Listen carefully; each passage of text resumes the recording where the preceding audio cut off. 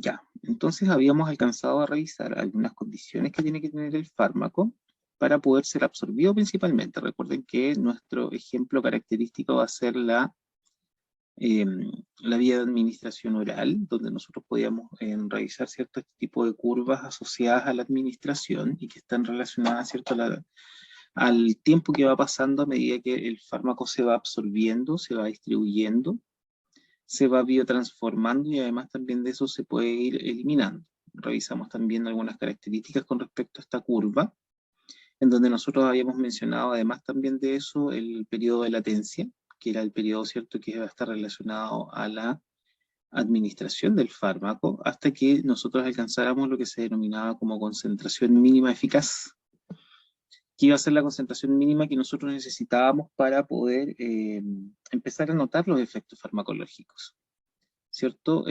Además también de eso pudimos observar que en el caso de esta curva presentábamos un pic o un punto máximo que se da por la concentración máxima del fármaco en la sangre y posteriormente a eso empezaban a ocurrir el resto de procesos farmacocinéticos y que estaban relacionados, ¿cierto?, a lo que es la distribución, la metabolización específicamente y la excreción, pensando en los dos últimos puntos que nuestro organismo va a empezar a preparar a través, por ejemplo, de las modificaciones estructurales del fármaco, cómo lo va a empezar a eliminar finalmente.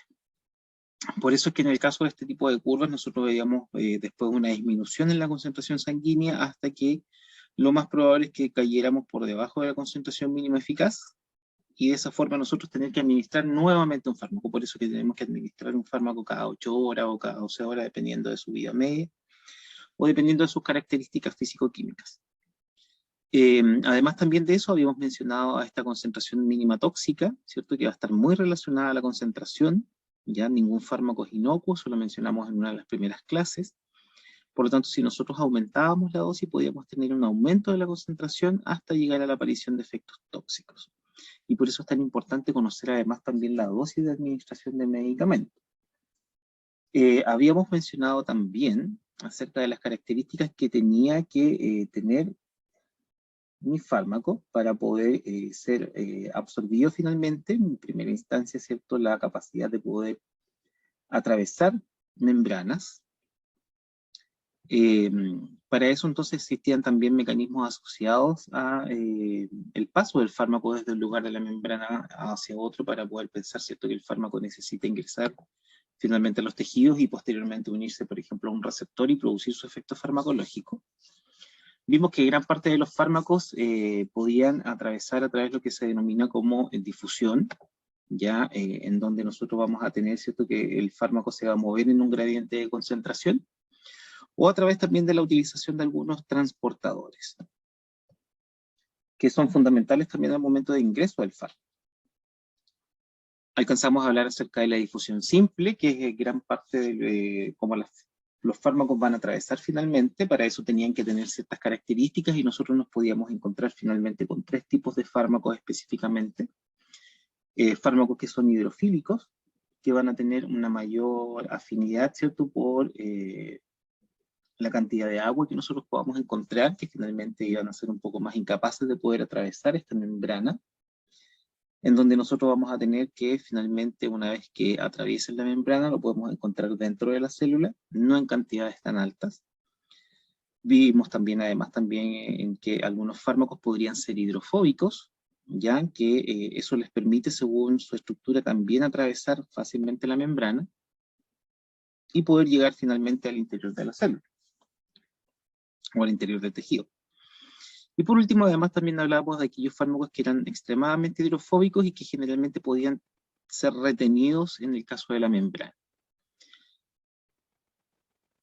También vimos algunas características entonces asociadas al fármaco y que correspondían, por ejemplo, a su grado de ionización. Finalmente, cómo se comporta este fármaco en los diferentes rangos de pH que nosotros podemos encontrar, sobre todo en el caso de la vía oral. Mencionábamos, ¿cierto?, aquellos fármacos que eran de características ácidas o aquellos fármacos que eran de características básicas, pensando siempre que los fármacos en su gran mayoría son ácidos débiles o bases débiles, y que dependiendo del pH del lugar de administración, finalmente donde se va a producir la absorción, podíamos tener una mayor cantidad de fármaco no ionizado, que es el que iba a atravesar membranas, o de fármaco ionizado. En el caso del fármaco no ionizado, mientras mayor sea cierto esta fracción, vamos a encontrar que el fármaco se va a encontrar sin cargas eléctricas en su estructura, lo que va a permitir finalmente que pueda atravesar membranas mucho más fácilmente. Y es por eso que los fármacos que tienen características de ser ácidos, ácidos débiles, se van a absorber de una mejor manera en el caso de pH más ácidos, ya como por ejemplo a nivel del pH estomacal, cercano a 2. Por el contrario, en el caso de los fármacos que son bases débiles, ¿cierto? Se van a comportar como una base, por lo tanto, a pH mucho más básicos, como podrían ser, por ejemplo, un pH más cercano al neutro, vamos a tener predominancia finalmente de la absorción, por estar en su estado de tipo no ionizado. Vimos también las características del fármaco con respecto al pKa, ¿cierto? Que iba a ser el pH, en donde nosotros íbamos a encontrar 50% del fármaco en su estado no ionizado liposoluble, y 50% de su estado ionizado hidrosoluble. Por ejemplo, pKa 4, eso quiere decir entonces que a un pH 4 nosotros vamos a encontrar 50 y 50% del estado.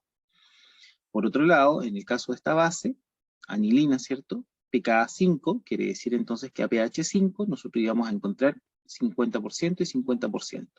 Desde acá entonces que nosotros habíamos visto también que la administración de algunas sustancias, como podrían ser, por ejemplo, la administración de antiácidos, en el caso de algunos pacientes, o por ejemplo la utilización de algunos fármacos como el omeprazol, podían producir cambios finalmente en el caso del pH de la zona de administración y absorción, y por lo tanto hacer variar finalmente este paso desde un lado de la membrana a otro. Mencionamos, además también de eso, que algunos fármacos, como por ejemplo el ácido acetilsalicílico, dependían exclusivamente también de esta liposolubilidad. Mientras más liposoluble sea el fármaco, mucho más fácilmente atravesada la membrana. Dimos el ejemplo de la aspirina, ¿cierto? El ácido acetilsalicílico, que a nivel estomacal se absorbía mucho más rápido. Dame un segundito, Valentina, y enseguida te doy la palabra. Ingresaban dentro de la célula y que posteriormente en el cambio de pH dentro de la célula donde nosotros encontrábamos un pH 7, era probable entonces que se ionizara y de esa forma quedara, entre comillas, atrapado dentro del célula. Valentina, cuenta. Sí, profe, mi duda era con la diapositiva anterior. Ya, volvamos a la diapositiva anterior. Es que mencionaba que los fármacos eran ácidos y bases débiles. ¿Siempre es así débil o pueden ser fuertes No, igual? pueden también ser fuertes. Gran parte de los fármacos en su mayoría son ácidos bases débiles. Eso quiere decir entonces que en estos cambios de pH pueden variar estructuralmente, ¿cierto? Perdiendo protones o agregando protones para tener cargas negativas o positivas. Pero aún así podemos encontrar algunos pocos fármacos que se comportan como ácidos o bases un poco más fuertes y que tienden a no variar tanto en su estructura cuando hay cambios de pH, pero son los menos. Gran parte de los fármacos que ustedes van a conocer se comportan como ácidos o como bases débiles.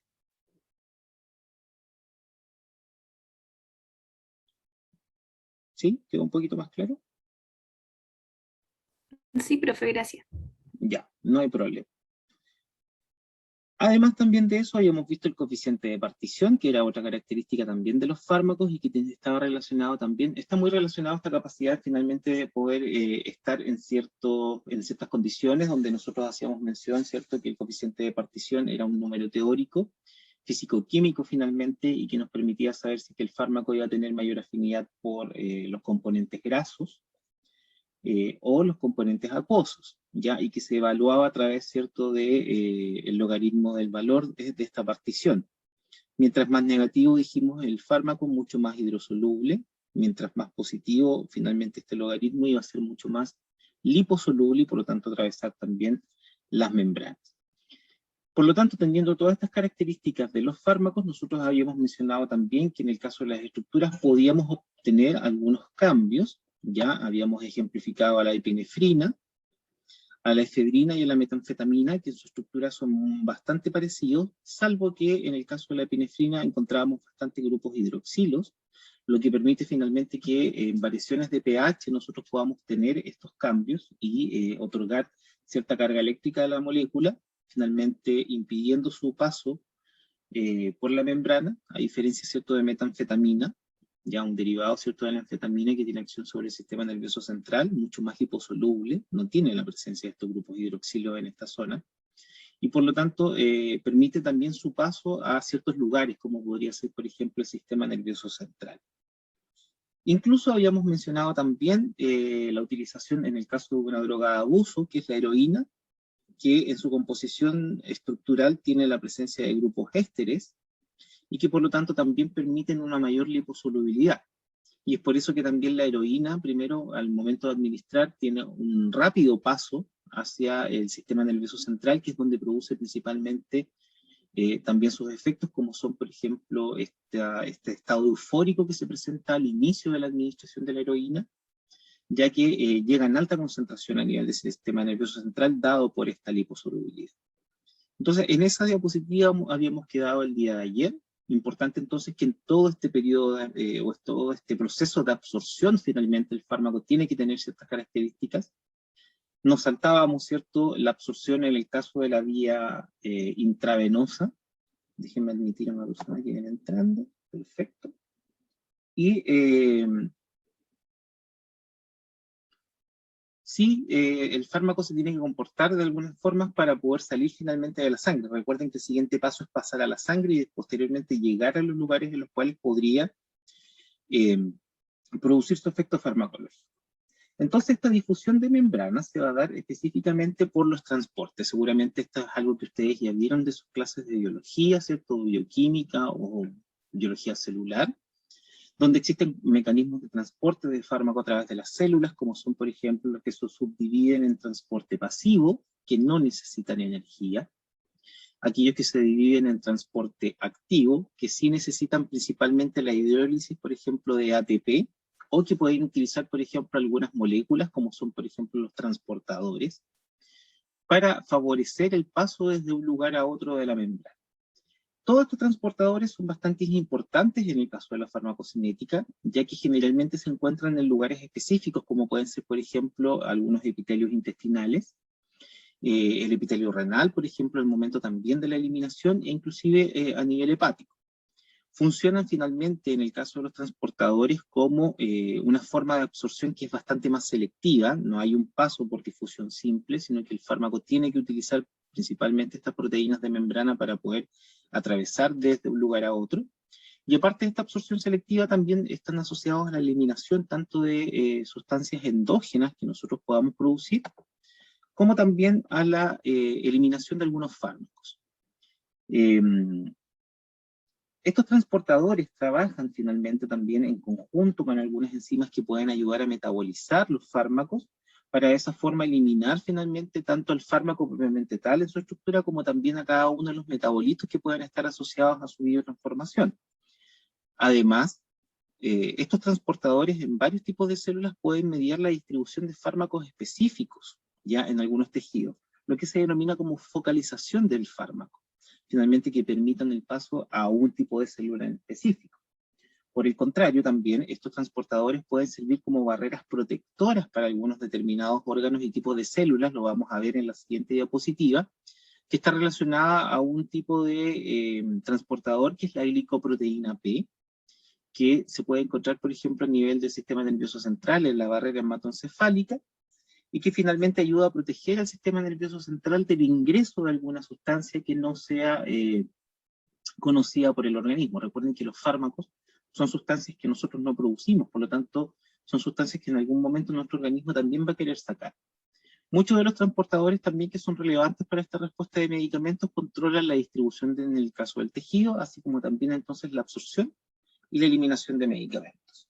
Si nosotros analizamos un poquitito más entonces esta figura, vamos a encontrar primero que vamos a subclasificarlo como transporte pasivo, en donde nosotros habíamos mencionado principalmente la difusión facilitada desde un lugar de mayor concentración a un lugar de menor concentración, y que está muy relacionada también a las características del fármaco que vimos anteriormente, el coeficiente de partición, la liposolubilidad, finalmente las características del pKa y el pH en el lugar de la absorción, son todos puntos que van a influir finalmente en el paso desde un lugar hacia otro.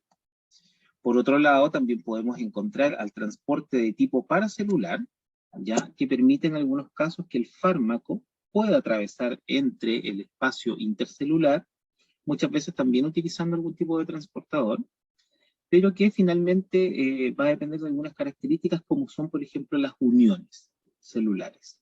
Ya hacemos mención de algunas uniones celulares en la clase de ayer, y que muchas veces impiden el paso de un lugar a otro, y por lo tanto el fármaco no va a poder atravesar por esta forma y va a tener que usar alguna de las otras finalmente para poder ingresar.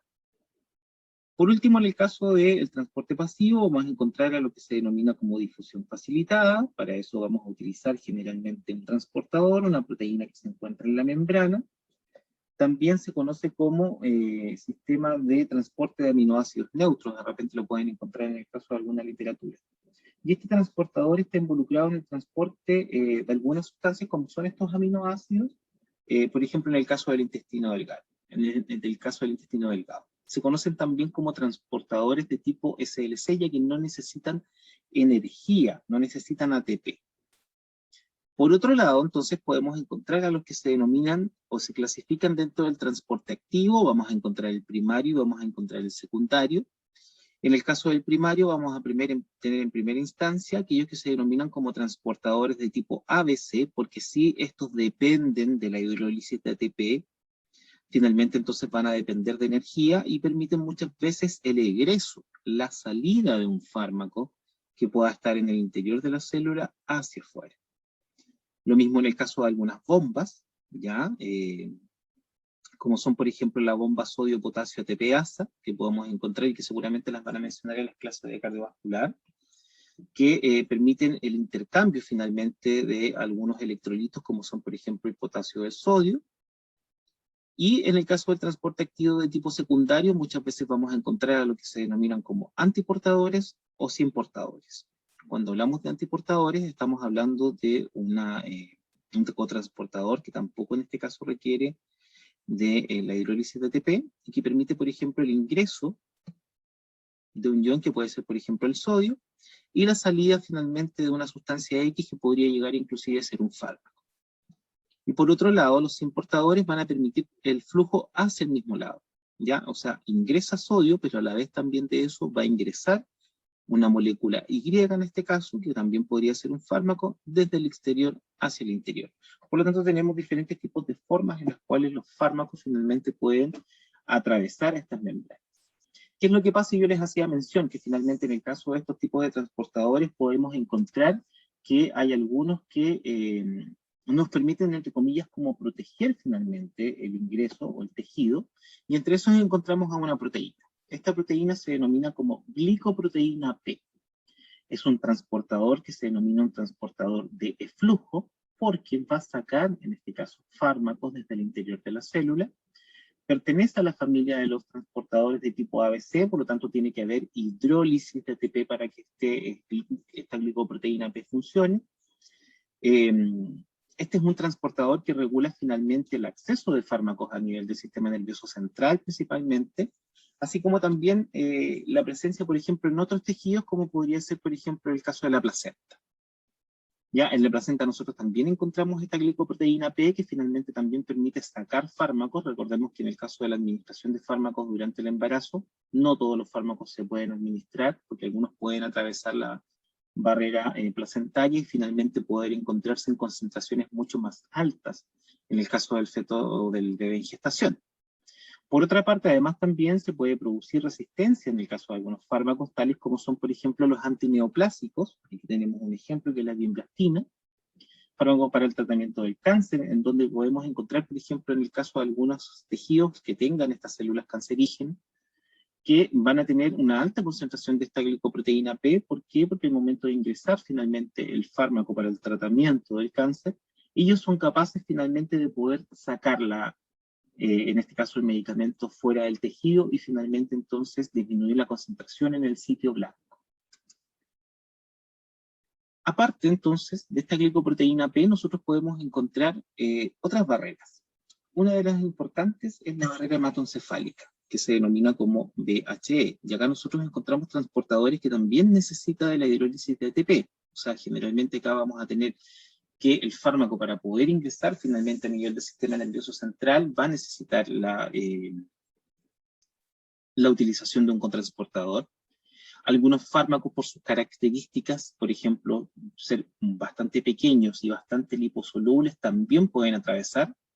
Y ese es quizás también uno de los casos en los cuales es bastante complicado finalmente tratar algunas enfermedades que afectan al sistema nervioso central, porque no todos los fármacos finalmente pueden atravesar. Y eso está dado también por las características del epitelio, donde nosotros tenemos, por ejemplo, uniones también de tipo estrecha y que impiden el transporte paracelular finalmente, y en el caso de algunos fármacos necesitan la utilización de algún tipo de cotransportador, ya para que finalmente a nivel cerebral nosotros podamos encontrar una mayor concentración de fármacos. La otra barrera es la barrera placentaria. Ya sabemos que la placenta finalmente separa y une a la madre con el feto, y para poder finalmente atravesar desde un lugar a otro, en el caso por ejemplo de la sangre materna, hacia finalmente los capilares fetales, los fármacos y también los metabolitos, una vez que ya han sido biotransformados, tienen que salir finalmente de estos capilares maternos, atravesar células de tipo mesenquimáticas, también trofoblásticas, y entrar finalmente a los capilares fetales. Esta posible transferencia de fármacos a través de la placenta es un hecho bastante importante, porque hay algunos de estos fármacos que pueden causar finalmente anomalías congénitas. Por eso es que hay fármacos que están clasificados. Lo van a ver seguramente también en las clases de reacciones adversas. Esto ocurre finalmente si se dan tratamientos con algunos tipos de medicamentos en específico que puedan ser un poquitito más prolongados, pudiendo generar también efectos adversos en el caso del neonato. Los fármacos finalmente son capaces de cruzar la placenta, ¿ya? Y lo hacen generalmente o a través de la utilización de transportadores, pero también en una buena cantidad a través de la difusión simple. Entonces los que son liposolubles, los que están no ionizados, penetran mucho más fácilmente hacia la sangre del bebé, ¿cierto? En este caso, desde la circulación de la madre gestante. El ingreso o la penetración es mínima en caso de medicamentos que tienen, por ejemplo, escasa liposolubilidad, entonces los fármacos que son más hidrosolubles no van a atravesar finalmente la placenta. Y por lo tanto esto indica finalmente que el concepto de que finalmente la placenta constituye una barrera para el paso de fármacos es una idea mucho más exacta en el caso quizás del feto, por lo menos en cierta medida, y esto está relacionado específicamente al tipo de fármaco que está consumiendo la madre, en este caso gestante. Déjenme admitir a otra persona y seguimos. La absorción intestinal entonces va a ser principalmente gran parte de la absorción que se va a producir por los fármacos. Recordemos que independiente de que tengamos muchos tipos de administración y variados tipos de formas farmacéuticas, generalmente la vía oral es la que más se utiliza. Por lo tanto, en este caso nosotros vamos a tener la vía de administración oral, en donde nosotros vamos a encontrar finalmente al fármaco en la zona intestinal principalmente, a pesar de que hay fármacos que se empiezan a absorber a pH mucho más ácido, como por ejemplo en el estómago. Las características también celulares en el caso del intestino están asociadas principalmente a la unión celular en la parte apical de la célula, y la gran parte de los medicamentos entonces tiene que atravesar intercelularmente. Y eso va a estar dado principalmente también por las características del fármaco. Recordemos que en el caso del intestino nosotros vamos a tener una amplia superficie de absorción, y eso va a estar dado principalmente por el largo del intestino, además también de eso multiplicado por la superficie de las vellosidades intestinales. Nuestro intestino delgado principalmente está preparado para la absorción de sustancias, como son por ejemplo algunos nutrientes a partir de la dieta. Y es por eso también que se aprovecha esta capacidad de ingreso para los diferentes tipos de fármacos. Entonces, ¿qué es lo que sucede? Generalmente nosotros vamos a administrar un fármaco por vía oral, ¿ya? El fármaco va a llegar rápidamente, ¿cierto?, a la zona estomacal, donde nosotros lo vamos a tomar con un vaso grande de agua que mencionamos en la clase del día de ayer. Y finalmente este fármaco en algún momento va a empezar a pasar hacia el intestino, liberado ya de la forma farmacéutica, por ejemplo.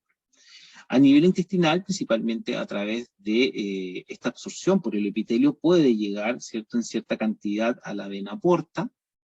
De esa forma finalmente llegar al hígado antes de ingresar a la circulación general, Y por lo tanto, algunos fármacos se pueden biotransformar.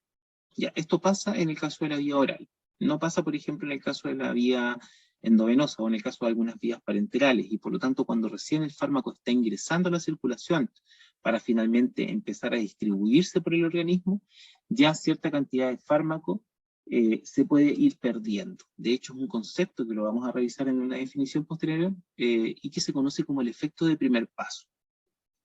¿Qué es lo que sucede entonces? Ejemplo, yo tengo un fármaco, ¿cierto? Un medicamento en este caso, un comprimido. Se administra en un 100% por vía oral, para que me entiendan un poquitito qué es lo que puede pasar en el caso de la administración oral. El fármaco en algún momento llega a nivel estomacal, ¿cierto? Y posteriormente pasa al intestino. ¿Qué es lo que puede suceder, por ejemplo, en el caso de las células, los enterocitos en el intestino delgado?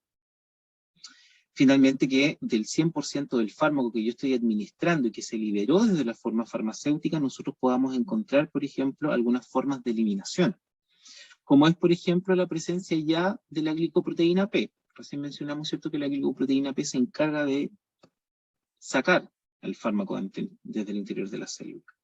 Entonces, parte de este fármaco puede volver a ingresar al intestino delgado para posteriormente, ¿cierto?, después ser eliminado. O posteriormente también podemos encontrar que en el caso de algunos tipos celulares podemos encontrar isoenzimas, enzimas que pueden estar relacionadas a la biotransformación o a los cambios químicos asociados, ¿cierto?, a la estructura del fármaco, y que finalmente hacen que el fármaco pierda su actividad farmacológica. Dentro de estas enzimas nosotros podemos encontrar al grupo o la familia de las isoenzimas del citocromo, P, que generalmente ustedes lo van a encontrar en la literatura como CYP, o como 450. El CYP3A4 es un integrante de esta superfamilia de isoenzimas que van a estar relacionadas principalmente a la metabolización, y lo que va a hacer entonces, aparte de que ya nosotros sacamos cierta cantidad de fármaco, es producir una disminución en la concentración. Fíjense, 100% de lo que encuentro en el intestino finalmente atraviesa la célula para llegar a la sangre, y nosotros vamos a encontrar un 30%. Eso puede pasar solamente al momento de la absorción. ¿Qué es lo que pasa después?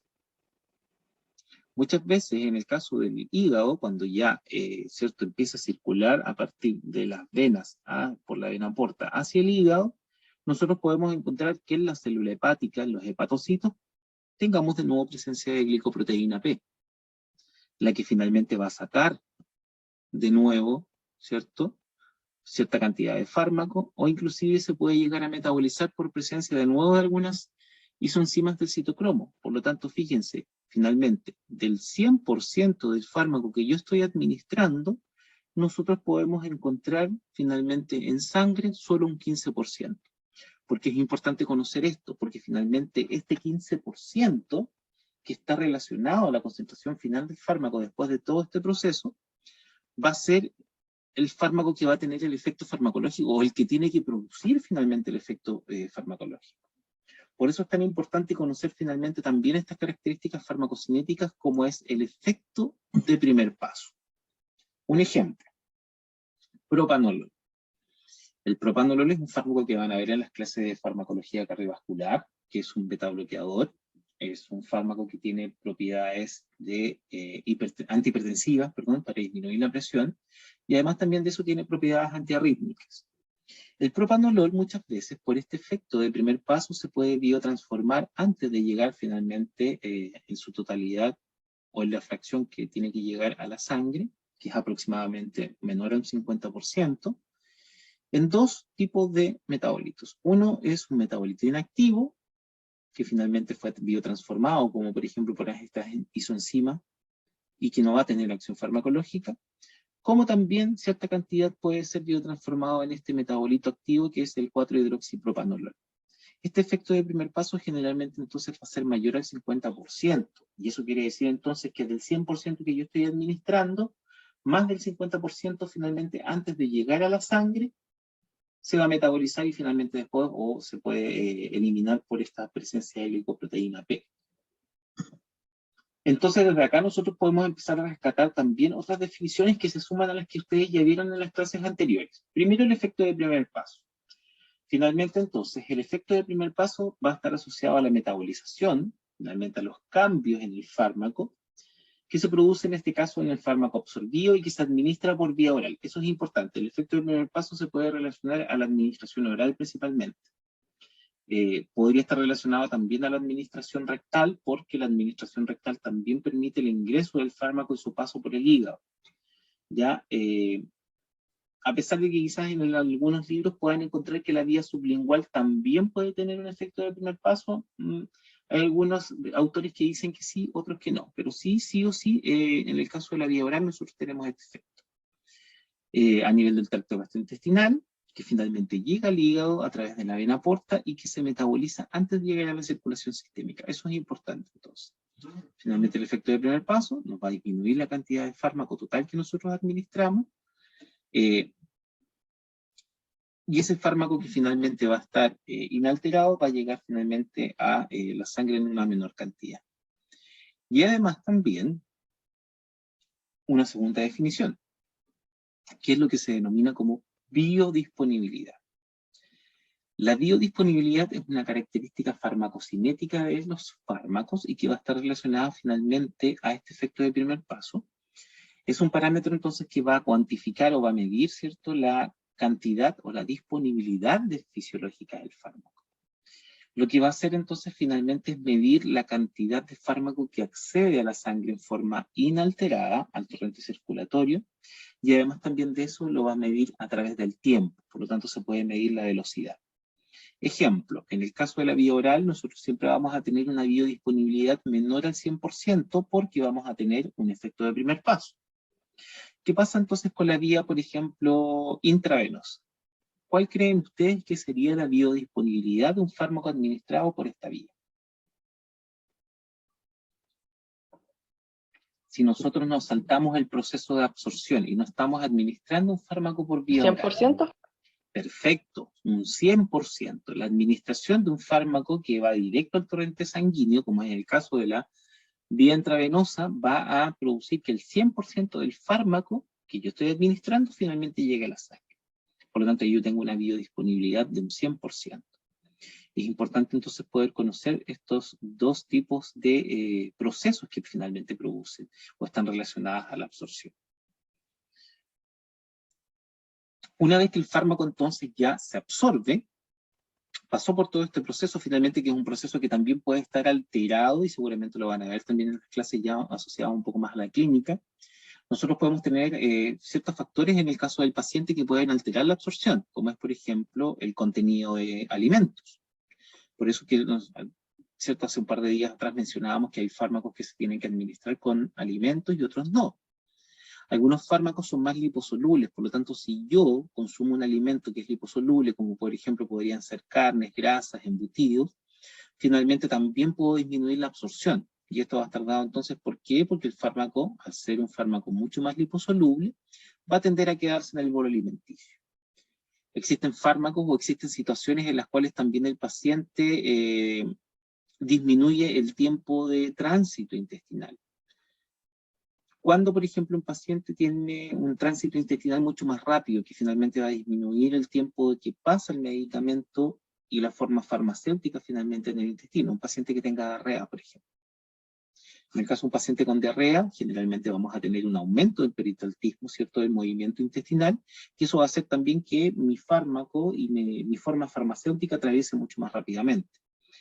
Las enfermedades intestinales, ya como es por ejemplo la colitis ulcerosa o como es por ejemplo la enfermedad de Crohn, también pueden estar relacionadas a zonas inflamatorias en algunas partes donde se disminuye la absorción. Por lo tanto, también existen factores que están relacionados a la disminución o inclusive al aumento en el caso de la absorción. Las modificaciones de pH, ya lo vimos, ¿cierto? O la administración en conjunta de dos fármacos. Por eso es tan importante que muchas veces conozcamos si un paciente consume más de un medicamento, porque podemos tener lo que se denominan como las interacciones farmacológicas. Perfecto. Una vez entonces que el fármaco se absorbe, ¡pum!, llega a la sangre, ¿cierto? Nosotros lo vamos a encontrar en la sangre y se empieza a distribuir. ¿Ya? La distribución, como definición, es un proceso que va a estar asociado a la difusión del fármaco, o sea que finalmente el fármaco pueda llegar a los diferentes tipos de lugares donde es transportado en el espacio intravascular, dentro de la sangre, ¿cierto?, hasta los tejidos y hasta en poder llegar a las células corporales. Mencionamos en la primera clase de farmacocinética que el fármaco que se está distribuyendo está en un equilibrio entre dos estados finalmente. El fármaco que se denomina libre y el fármaco que está unido a proteínas plasmáticas. ¿Cuál de los dos era el que poseía el efecto farmacológico? O el que estaba relacionado al efecto farmacológico, finalmente, que se pueda unir a este receptor.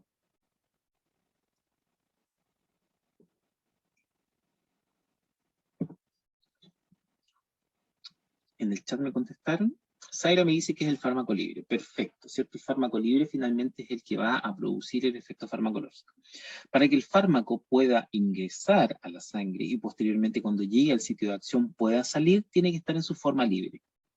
El fármaco que está unido a proteínas plasmáticas, generalmente albúmina es la proteína plasmática que está en mayor cantidad en la sangre, no va a poder atravesar ya el epitelio, en este caso de los vasos, porque es una molécula demasiado grande. De hecho, ni siquiera al momento de pasar por el riñón, el fármaco que está unido a proteínas plasmáticas puede salir. ¿Ya? Y por eso es que se dice que el fármaco que está unido a proteínas plasmáticas es un reservorio. ¿Se acuerdan que lo mencionábamos en el caso de estos fármacos y el unido a proteínas plasmáticas me va a servir como reservorio? ¿Por qué? Cuando nosotros tenemos la acción farmacológica, el medicamento, en este caso el fármaco, sale de la sangre, llega a su receptor, produce finalmente, por ejemplo, el efecto farmacológico, puede inclusive volver a ingresar a la sangre y después ser biotransformado y eliminado. Cuando se empieza a eliminar y finalmente la cantidad de fármaco libre empieza a disminuir, se empieza a liberar el fármaco que está unido a proteínas plasmáticas. Entonces, por ejemplo, podemos tener 5 unidades acá, 5 unidades acá. Podemos finalmente, después de la metabolización y la eliminación, tener 2 unidades acá, por lo tanto lo más probable es que acá se empiezan a liberar unidades para poder llegar a un equilibrio. No quiere decir que siempre sea un 50 y 50, pero sí nosotros podemos tener un equilibrio. De hecho, hay fármacos que se unen altamente a proteínas plasmáticas. Los anticoagulantes, por ejemplo. Los fármacos antiinflamatorios se unen sobre un 95% a proteínas plasmáticas. Ya tienen mucha afinidad por esta proteína y están circulando generalmente en el caso de la sangre. Por lo tanto, ahí nosotros podemos tener que estos fármacos finalmente puedan llegar a presentar interacciones. ¿Qué es lo que pasa entonces, por ejemplo, a partir de estas características? ¿Y qué características tienen los fármacos finalmente en el caso de la distribución? Nosotros vamos a encontrar entonces otra definición que es importante. El volumen de distribución aparente. Este es un número teórico y que finalmente también va a estar asociado a un parámetro farmacocinético y que permite relacionar finalmente las concentraciones del fármaco en la sangre, concentraciones plasmáticas del fármaco versus la dosis administrada. De hecho, se puede calcular. Volumen de distribución que se mide en litros, litros por kilo de peso generalmente, va a ser la cantidad de fármaco finalmente que está en el numerador, subdividido, en este caso, dividido por la concentración plasmática. Entonces nosotros nos podemos encontrar finalmente que algunos fármacos tienen un volumen de distribución muy bajo, 0,05 litros por kilo, en donde, si nosotros hacemos el análisis matemático, finalmente la cantidad que está en el plasma es muy alta comparada, ¿cierto?, con la cantidad de fármacos que se administró. Y eso quiere decir entonces que los volúmenes de distribución pequeños van a indicarnos que el fármaco se encuentra principalmente en el caso de los del líquido intravascular, en el caso de la sangre. ¿Qué fármacos me sirven, por ejemplo, para ejemplificar un poco esto, que estén presentes gran parte del tiempo en el caso de la sangre? Los anticoagulantes. Ya, por ejemplo, los anticoagulantes tienen un volumen de distribución pequeño. Eso quiere decir que no van a ser capaces de llegar finalmente al interior de las células, sino que principalmente van a estar circulando en la sangre. A medida que esto va aumentando, o sea, el volumen de distribución aumenta, existe la capacidad de que el fármaco salga del vaso sanguíneo y se empiece a introducir en los tejidos y posteriormente en las células. Entonces, por ejemplo, un volumen de distribución que sea un poco más alto, que puede ser, por ejemplo, un volumen de distribución aproximadamente de 10, va a estar asociado a que el fármaco se encuentra tanto en sangre como también en el tejido intersticial, ¿ya? O sea, entre las células finalmente, por fuera de la célula, pero va a estar presente en el tejido. Si aumentamos el volumen de distribución, el fármaco ya no solamente va a estar en la sangre, no solamente va a estar en el tejido, sino que ya empieza a ingresar al interior de las células. Entonces eso puede ser útil, por ejemplo, en el caso de algunos fármacos que tengan su receptor finalmente dentro de la célula. Y finalmente existen fármacos que tienen un volumen de distribución muy alto, que puede ser de 500 miligramos por kilo. Algunos fármacos, por ejemplo, para el tratamiento de algunas afectaciones al corazón, pueden tener estos volúmenes de distribución. Y mientras más alto entonces el volumen de distribución, en este caso vamos a encontrar principalmente el fármaco dentro de la célula. ¿Ya? Entonces el fármaco va a tener su receptor, por ejemplo, dentro de la célula y va a producir su efecto farmacológico. ¿Con qué hay que tener ojo también? Que los volúmenes de distribución altos generalmente están asociados también a que el fármaco en algún momento podría ser demasiado afín o gustarle demasiado a algún tipo de tejido, y finalmente se pueda empezar a acumular en algunos tejidos. Suele ocurrir, por ejemplo, con los fármacos derivados o de tipo esteroideo, como son, por ejemplo, algunos anticonceptivos, principios activos de los anticonceptivos, como son, por ejemplo, también algunos fármacos como son los anestésicos, que se utilizan, por ejemplo, por vía aérea. Estos típicos anestésicos, cuando uno se opera, ¿cierto?, le colocan la mascarilla. Finalmente esos fármacos también tienen un volumen de distribución alto, porque también tienen que ser capaces de llegar finalmente al sistema nervioso central. Pero ¿qué es lo que sucede? Ya, no sé si han visto Kilos Mortales, es un programa bastante conocido del cable. El doctor Nausara, creo que se apellida, ¿no? Sí, profe. Llevo un ejemplo ya que quizás sea un poco más conocido. ¿Qué es lo que pasa con un paciente que está con un sobrepeso, o en este caso son obesos, ¿cierto? Y que han escuchado que en el caso de este programa, principalmente antes de operarlo, les piden que bajen de peso. No sé, tienes que bajar 34 kilos este mes y el próximo mes tienes que bajar 34 kilos más. No es que sea no es que sea, ¿cierto?, un capricho del médico, sino que finalmente lo que se hace en el caso de este paciente es que se empieza a disminuir la masa grasa, se empieza a disminuir la cantidad de tejido graso. ¿Por qué? Porque al momento de operarse tienen que utilizar anestésicos. Si el anestésico es muy liposoluble, se queda en el tejido graso, atrapado finalmente.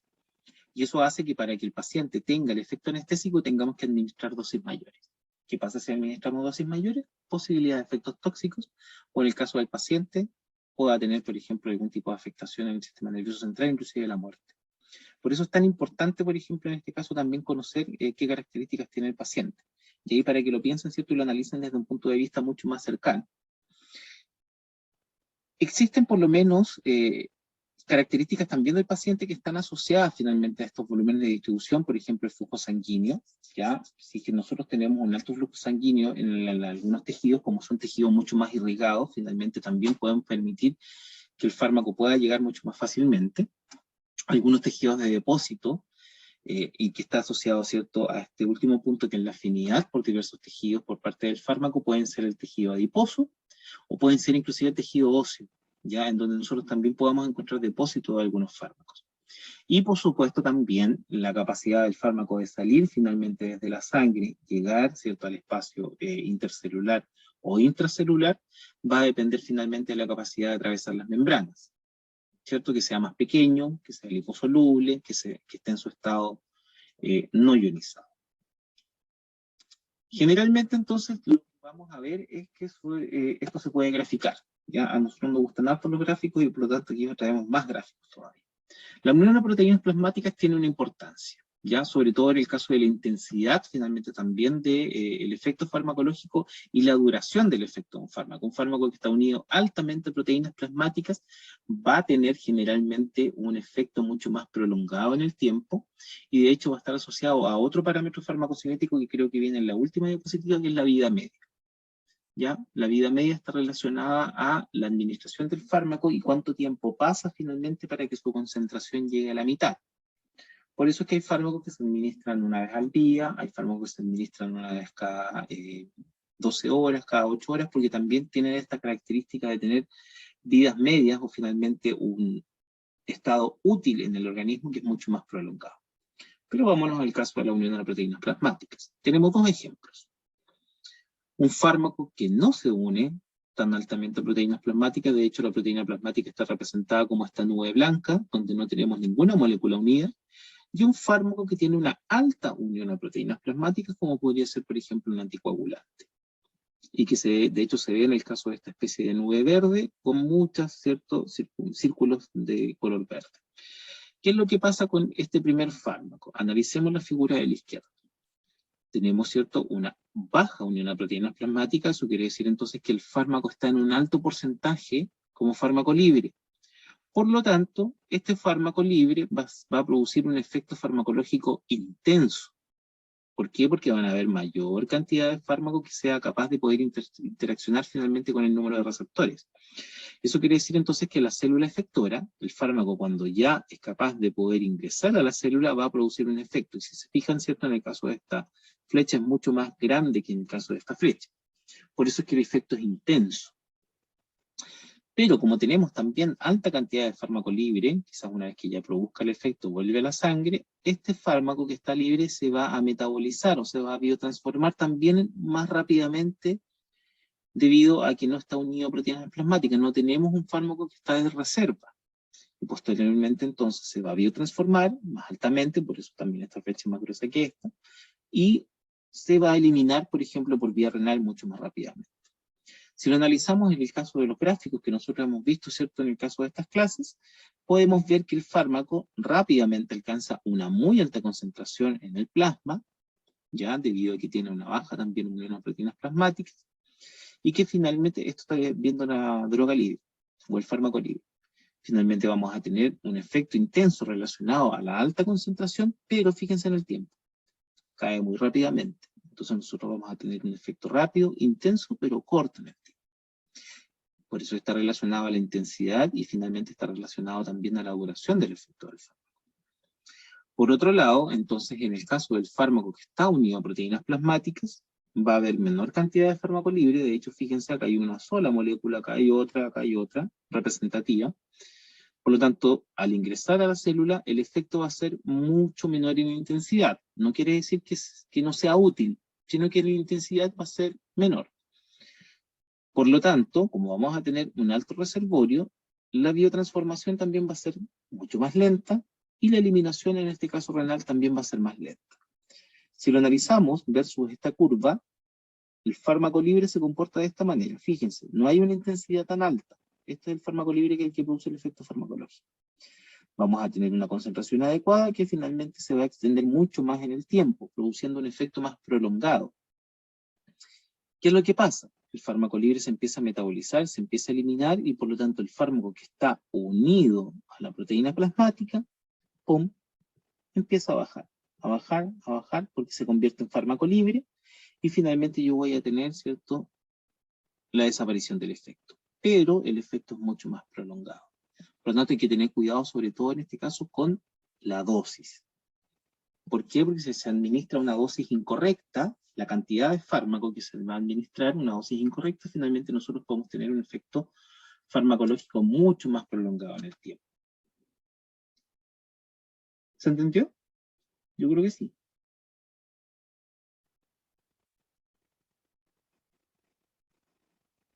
¿Qué factores finalmente pueden alterar la distribución de fármacos? Existen varios factores entonces que pueden alterar esta distribución. Dijimos que la distribución se va a producir principalmente asociada a las concentraciones de albúmina, a la albúmina que está en la sangre. ¿Alguien sabe dónde se produce la albúmina? ¿Se recuerdan?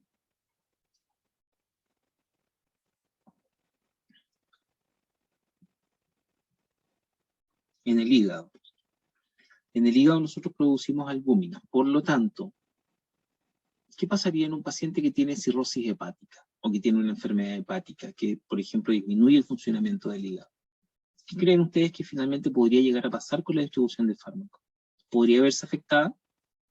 Tiene disminución de albúmina a la vez. Claro, en este caso vamos a tener una disminución de albúmina porque el hígado está funcionando de una manera no adecuada, y lo más probable entonces es que vamos a encontrar finalmente una mayor cantidad de fármaco libre, porque no vamos a tener tanta albúmina para que el fármaco se una. Por lo tanto, eso ya empieza a afectar la distribución.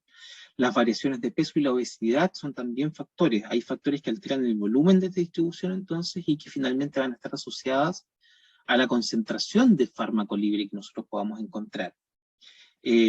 Sobre todo en el caso de las primeras dosis, ¿ya? En la dosis inicial.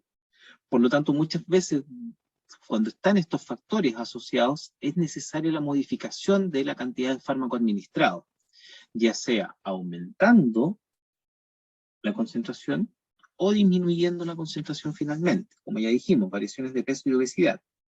La obesidad, sí o sí, ya la mencionamos, está relacionada, ¿cierto?, a la mayor presencia de tejidos que puedan ser de alta afinidad con el fármaco y finalmente que el fármaco esté de reserva. Por eso es que también hay que tener bastante cuidado, sobre todo cuando se toman, por ejemplo, algunos fármacos anticonceptivos y generalmente hay una alta cantidad de grasa, ¿cierto?, en el organismo, porque finalmente algunos pueden quedar retenidos. El bajo flujo sanguíneo también puede estar relacionado, por ejemplo, en el caso del tejido adiposo, en el caso del tejido óseo, estas variaciones de peso, ya porque generalmente en el caso de un aumento de peso pueden haber variaciones en la distribución de fármacos y muchas veces los pacientes que se someten a dietas o periodos de dietas pueden tener variaciones de peso y eso hace finalmente que la distribución también se pueda ver influenciada. Lo mismo en el caso, por ejemplo, de los edemas. Acumulación de líquido, por ejemplo, en un paciente que tenga problemas cardiovasculares, también va a estar asociada generalmente a una disminución en la distribución de fármacos. Y además también de eso la acidosis. ¿Por qué es importante el caso de la acidosis?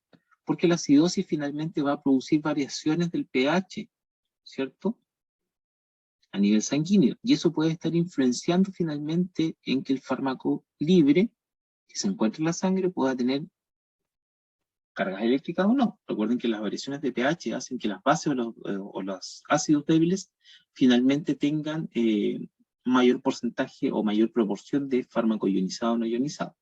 Y para que el fármaco salga de la sangre y vaya a su sitio de acción, necesita estar no ionizado porque tiene que atravesar una membrana. ¿Ya? Por lo tanto, existen varios factores. La hipoalbuminemia o esta disminución de la albúmina es fundamental. ¿Ya? Cualquier entonces enfermedad que pueda producir variaciones en la albúmina está relacionada a ciertos problemas de distribución. Se ha visto también, y podemos destacar, por ejemplo, en el caso del tercer trimestre. Ya el tercer trimestre se ha asociado a una disminución también de la distribución de algunos fármacos. La insuficiencia renal, generalmente en el caso de algunos pacientes que pueda estar, por ejemplo, presentando inclusive proteinuria. ¿Qué es lo que pasa en el caso de la proteinuria en la mayoría de los pacientes que tienen enfermedad renal? Ese paciente va a tener eliminación de albúmina, va a tener eliminación de proteínas por la orina, y eso hace entonces que también disminuya la cantidad de proteína, inclusive pudiendo hasta eliminarse albúmina unida, por ejemplo, a algunos fármacos. Las interacciones entre los fármacos, ya dijimos, por eso hay que tener bastante ojo, sobre todo cuando un paciente tome más de un medicamento. Ya, los pacientes polifarmacia. Los abuelitos, por ejemplo, que están tomando anticoagulantes después de haber sufrido una trombosis y que generalmente se automedican, por ejemplo, fármacos analgésicos antiinflamatorios, como es, por ejemplo, el ibuprofeno. Que de hecho el ibuprofeno uno fácilmente lo puede obtener en el caso de una farmacia o en un negocio de barrio. Entonces, en ese caso, el paciente no sabe que puede haber desplazamiento de la proteína plasmática, aumentando, por ejemplo, las concentraciones de el anticoagulante, y el paciente llega a urgencias con una hemorragia y no sabe por qué. Resulta que está utilizando más de un fármaco. El ejercicio físico también se ha visto. Personas que realizan ejercicio físico constante también tienen problemas en el caso de la distribución y sobre todo va a ir asociado, por ejemplo, en el caso de algunos pacientes, por su deshidratación. ¿Ya? Y por lo tanto, en este caso hay que tener bastante ojo con el caso del paciente. ¿Alguien quiere preguntar algo? ¿No? Pensé que alguien quería preguntar algo. Acá tenemos 3 ejemplos con respecto a los volúmenes de distribución. El ibuprofeno, ¿cierto? Fármaco analgésico antiinflamatorio. La olanzapina, que es un fármaco que se utiliza para trastornos del sistema nervioso central. Y la amoxicilina, que es en el caso de un fármaco antibiótico. Miren los volúmenes de distribución. El ibuprofeno y la amoxicilina tienen volúmenes de distribución bastante pequeños, ¿ya? Eso implica entonces que principalmente se van a encontrar en gran concentración en la sangre. Ya recuerden que los volúmenes de distribución pequeños van a estar principalmente en el líquido intravascular. A diferencia, por ejemplo, de la olanzapina, que ya tiene un volumen de distribución un poquitito más alto, 16.4 litros por kilo. Eso quiere decir entonces que la olanzapina es capaz de poder atravesar, finalmente salir de la sangre y poder llegar quizás a algunos tejidos. Y es importante porque en el caso de la olanzapina es un fármaco que tiene que llegar en algunas concentraciones al sistema nervioso central y por lo tanto necesita salir de la sangre para poder producir su efecto. Es un fármaco antipsicótico. ¿Qué pasa con la unión a proteínas plasmáticas? Miren el ibuprofeno, 99% de unión a proteínas plasmáticas. O sea, del 100% que finalmente puede estar llegando a la sangre, gran parte va a estar unida a proteínas plasmáticas y solo un 1% va a estar finalmente circulando como fármaco libre. ¿Qué es lo que pasa si yo, por ejemplo, tengo menor cantidad de proteínas plasmáticas? Lo más probable es que no voy a tener tanta unión y finalmente tenga mayor cantidad de ibuprofeno como fármaco libre. Y eso va a hacer entonces que se produzca un aumento del efecto farmacológico, inclusive con la aparición de efectos tóxicos. ¿Qué es lo que pasa si yo administro otro fármaco que sea igual o más afín, que le guste mucho la albúmina o las proteínas plasmáticas? Voy a tener desplazamiento. Entonces, por ejemplo, podríamos llegar a tener el caso de que un fármaco desplace a otro de su unión de proteínas plasmáticas. Si el fármaco sale de la proteína plasmática, se va a encontrar como fármaco libre y finalmente vamos a potenciar entonces el efecto farmacológico. Ya, por eso, como les digo, es importante sobre todo conocer las posibles interacciones. Entonces, como ya dijimos, las dos definiciones que son bastante importantes, las mencionamos de nuevo porque ya las habíamos definido. Biodisponibilidad finalmente como la fracción del fármaco que finalmente llega a la circulación sistémica, siempre mediando también el tiempo en el que ocurre. Y el volumen de distribución que va a ser esta entonces capacidad o esta medida aparente, un volumen aparente. Finalmente la disponibilidad para poder contener el fármaco en función de cuánto se administra. Hay una relación entre estas dos concentraciones finalmente. ¿Vamos bien? Sí, profe. Ya, perfecto. Si tienen dudas, ustedes saben que me pueden ir preguntando por el chat o vamos preguntando directamente a través del micrófono. Ya, hablamos de la absorción. Ahora hablamos de la distribución. ¿Cuál es el siguiente paso? La biotransformación. De hecho, esta parte viene asociada a la biotransformación y a la excreción de fármacos. La biotransformación o la metabolización de un fármaco está relacionado entonces principalmente a que el fármaco se tiene que empezar a preparar finalmente para poder ser eliminado. Nuestro organismo va a decir ya, esta sustancia no es de nosotros, es una sustancia ajena y por lo tanto yo la tengo que sacar. ¿Qué es lo que voy a hacer para sacarla? Generalmente producir modificaciones en la estructura química, por ejemplo. Lo que va a favorecer finalmente la eliminación por cualquiera de las vías. Y de ahí va entonces asociado a este último punto, que es la excreción de fármacos. Gran parte de los fármacos se biotransforman en el hígado, ya lo mencionamos, ¿cierto?, en la primera clase. Y gran parte de los fármacos se excretan o se eliminan a través de la orina. ¿Pero existen otros lugares donde se pueden biotransformar? Sí, pues ya vimos recién, ¿cierto?, hace un par de diapositivas atrás, que el citocromo, que era parte, ¿cierto?, de estas enzimas que biotransforman, puede estar presente, por ejemplo, a nivel de la célula intestinal. Por lo tanto, nosotros ya podemos empezar a biotransformar en otros lugares. ¿La excreción de fármacos se puede producir en otros lugares? Sí, ya mencionamos también. Existe excreción, por vía urinaria. Podemos excretar por vía biliar, finalmente, ¿cierto?, eliminando por las fecas, pero existen otros lugares por los cuales también nosotros podemos eliminar fármacos. ¿Se acuerdan de alguno? Aparte de la orina y finalmente la bilis. De hecho, algunos se utilizan, por ejemplo, para pesquisar si es que un paciente consume una sustancia de abuso. ¿La leche materna también? Perfecto, ¿cierto? La leche materna es una vía. El sudor también menciona Javier acá en el chat. El sudor también, nosotros podemos encontrar medicamentos o metabolitos finalmente del fármaco que se están excretando por el sudor, como bien dice su compañera, por la leche materna. Profe, El folículo piloso, dígame. y Y eso de que algunas personas, como en el aliento se les nota, no quiere decir de la excreción, sino que tiene que ver más con que haya ingerido algún medicamento. En el caso del aliento, por ejemplo, nosotros podemos tener la eliminación de algunos productos que son volátiles. Si bien es cierto, no es un fármaco, pero ahí te lo voy a ejemplificar. El alcohol. ¿Cierto? Cuando uno sale a carretera y llega a la casa en la noche, generalmente los papás, bueno, eso pasaba en mis tiempos, no sé si ahora, pero cuando uno llegaba a la casa te decía, ya, respírame cerca, échame el aliento, para saber si es que uno había tomado o no, ¿cierto? No sé si les ha pasado.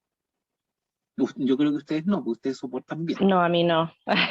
Muy bien, ¿viste? Si yo sabía que ustedes soportaban bien. La eliminación, por ejemplo, de algunos fármacos también tiene un componente por vía respiratoria, por lo tanto también es una vía de eliminación. Los fármacos, por ejemplo, que se administran para las operaciones, ya dijimos, ¿cierto? En el caso de estos pacientes que bajan de peso y se tienen que hacer una manga. Le administramos un anestésico por vía inhalatoria y finalmente ese fármaco también se elimina por vía inhalatoria. El alcohol, por ejemplo, tiene un componente volátil, finalmente, que es lo que nosotros medimos y por eso tenemos el alcotest. ¿Ya? Entonces nosotros medimos la cantidad de alcohol que está eliminando finalmente el paciente por esa vía. Por lo tanto, también podría ser una vía de eliminación en algunos casos. No quiere decir que, por ejemplo, yo tomo un ibuprofeno y se elimine por vía respiratoria. Lo más probable es que se elimine por vía renal. Pero algunos fármacos pueden eliminarse por esa vía para poder hacer un poco el alcance. La leche materna, los folículos pilosos, en el caso, por ejemplo, de la determinación de consumo de drogas, ¿cierto? Se hace a través también del pelo, ¿cierto? Nosotros tomamos un pelo y después se le hace un análisis. ¿Qué más? Las lágrimas. Las lágrimas también pueden inclusive ser la piel, que puede ayudarnos a eliminar algunos productos. Por ejemplo, cuando una persona consume algunas sustancias, por ejemplo, como el mismo ajo, el ajo cuando tú lo consumes frecuentemente en concentraciones altas, generalmente a través del sudor podemos tener también eliminación de algunas sustancias volátiles del ajo. Profe, y en el caso de la nebulización, por ejemplo, con el Verodual, ¿cómo se excreta eso? El Verodual es un corticoide que se administra por vía de aerosol, ¿cierto?, para problemas asmáticos o de problemas respiratorios. En el caso de este tipo de fármacos, tienen una acción tópica, ¿ya? Encima, ¿cierto?, finalmente por sobre el epitelio. Gran parte de ese fármaco se absorbe y posteriormente se metaboliza y se elimina, pero alguna parte también se puede eliminar por vía respiratoria. Ah, ya, gracias. No hay de qué. Denise dice que lo del aliento me lo hacían a mí. Mire la Denise, ¿cómo es? Salí más pillado. ¿Qué es lo que pasa entonces, por ejemplo, en el caso del metabolismo? Generalmente nosotros vamos a metabolizar ¿para qué? Primero para inactivar y acelerar la eliminación de fármacos, ya lo mencionamos. Finalmente nosotros vamos a tener la administración de un producto que es ajeno a mí, y yo voy a querer eliminarlo, mi organismo va a querer eliminarlo, por lo tanto yo lo voy a inactivar. Primero disminuir su acción farmacológica para que no tenga acción sobre un receptor. Y además también de eso acelerando entonces por estos cambios estructurales la eliminación del fármaco. Pero además también de eso puede existir un segundo punto que es la activación de un profármaco. Cuando yo hablo de un profármaco estoy hablando de la administración de una sustancia química pero que no tiene actividad farmacológica inmediata. O sea, yo administro el medicamento, se libera este profármaco, pero el profármaco no va a producir nada. Hasta que se metabolice, tenga estos cambios estructurales y finalmente lo que yo voy a hacer es tener un metabolito con actividad farmacológica. ¿Qué quiere decir eso? Vámonos a un ejemplo. Han escuchado yo creo que hablar del enalapril. El enalapril, ¿cierto?, es un fármaco que se utiliza para el tratamiento de la hipertensión arterial. Pero el enalapril por sí solo no tiene una acción farmacológica como inhibidor de la ECA, sino que finalmente lo que va a hacer es que se tiene que biotransformar en su metabolito activo que se denomina enalaprilato. Y ese sí es el que finalmente va a producir una disminución de la presión arterial. Entonces, la activación de un profármaco, pasar de una sustancia que es química inactiva a una sustancia que va a tener una acción finalmente farmacológica. El tercer punto es la formación de metabolitos activos con similar actividad o nueva actividad. Entonces ahí tenemos, por ejemplo, un fármaco, como pueden ser, por ejemplo, algunos analgésicos, que ya tienen actividad farmacológica, producen una disminución del dolor, pero que cuando se biotransforman o se metabolizan, van a dar finalmente un producto que es un metabolito, pero que también es activo. O sea, muchas veces podemos potenciar este efecto analgésico, extenderlo en el tiempo. O finalmente tener una nueva actividad, ya, que quizás no sea analgésico, que finalmente después pueda ser un antipirético, por decirlo. Detoxificación de xenobióticos tóxicos. El metabolismo del fármaco, finalmente, acuérdense que se produce gran parte en el hígado, y el hígado es un órgano detoxificador por excelencia. Por lo tanto, nosotros podemos ayudar a, finalmente, eliminar xenobióticos que sean tóxicos. Por ejemplo, de repente, no sé, podemos tener contacto con algún metal que se pueda absorber. Finalmente, nuestro organismo tiene que ser capaz de poder metabolizarlo y eliminarlo, finalmente. Y por último, la toxificación de xenobióticos no tóxicos. ¿Qué quiere decir eso? Finalmente yo voy a administrar, por ejemplo, un fármaco o una sustancia y se va a biotransformar o metabolizar en un metabolito pero que sea tóxico. Pasa, por ejemplo, con el paracetamol. El paracetamol tiene un muy bajo porcentaje de la producción de un producto que es tóxico. Entonces el metabolismo puede estar asociado a 5 puntos específicos que quizás son bastante importantes. ¿Qué es lo que sucede entonces en el metabolismo? Nosotros lo vamos a subdividir en 2 etapas. Fase 1, fase 2. En el caso de la fase 1, generalmente nosotros vamos a tener, en la mayoría de los casos, un metabolito que pueda ser de tipo reactivo, que generalmente va a tener algún tipo de cambio estructural. Principalmente nosotros vamos a medir algunas reacciones, como son, por ejemplo, la oxidación. Vienen ya definidas en el caso de la diapositiva siguiente. Esto va a favorecer finalmente que este fármaco pase posteriormente a lo que se denomina fase 2, ya en el cual la fase 2 va a estar encargado de lo que se denomina la conjugación. Nosotros vamos a favorecer aún más la eliminación. ¿Cómo lo vamos a hacer? Si el fármaco, para atravesar membranas finalmente que pueda ser absorbido, tiene que tener un tamaño pequeño, ¿qué debería hacer yo para que finalmente el fármaco no atraviese membranas y sea eliminado? El tamaño. ¿Lo debería aumentar o lo debería disminuir aún más?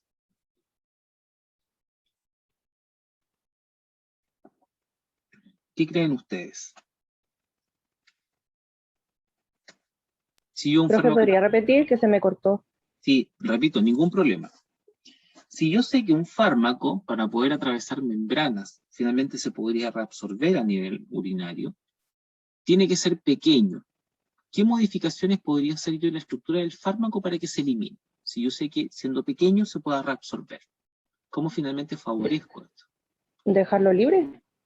Ya, dejarlo libre. ¿Qué más? ¿Podría aumentar el tamaño, por ejemplo, del fármaco, incorporando algún tipo de estructura? Si el fármaco pequeñito pasa membranas y se reabsorbe, finalmente, ¿qué pasa si yo aumento el tamaño del fármaco? Ya, por ejemplo, Javiera me dice añadirle un grupo funcional. Perfecto, ¿cierto? Lo que yo puedo hacer es aumentar el tamaño. Si el fármaco es el fármaco que finalmente atraviesa membranas más fácilmente y va a andar circulando por todas partes, es el liposoluble. ¿Qué hago yo con la solubilidad? Javiera me menciona también, aumentar o ponerle polaridad. Si yo vuelvo el fármaco más hidrosoluble, ¿va a ser más afín, por ejemplo, a la orina y después posteriormente ser eliminado?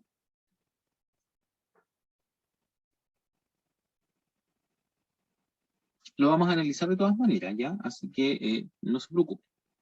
Lo que yo puedo hacer finalmente en el caso de la conjugación es otorgar polaridad, finalmente que el fármaco, por ejemplo, tenga cargas eléctricas. Eso va a impedir que el fármaco pueda atravesar, o el metabolito pueda atravesar de nuevo las membranas y llegar a la sangre otra vez.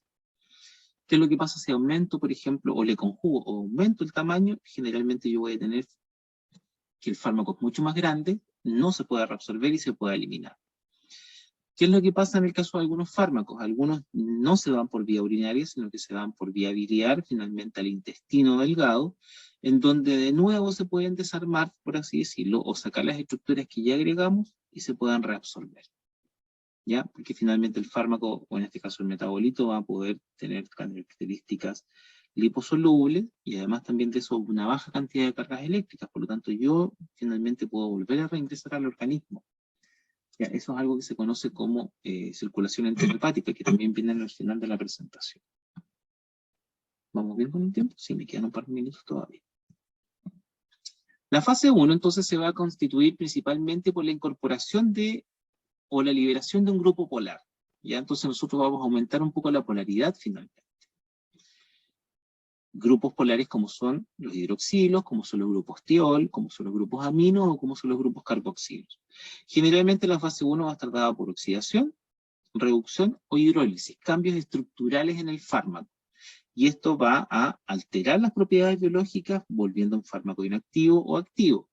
Generalmente no se favorece la hidrosolubilidad, no quiere decir que el fármaco después de la fase 1 se va a volver más hidrosoluble, sino que generalmente lo que vamos a tener es cambio en la polaridad.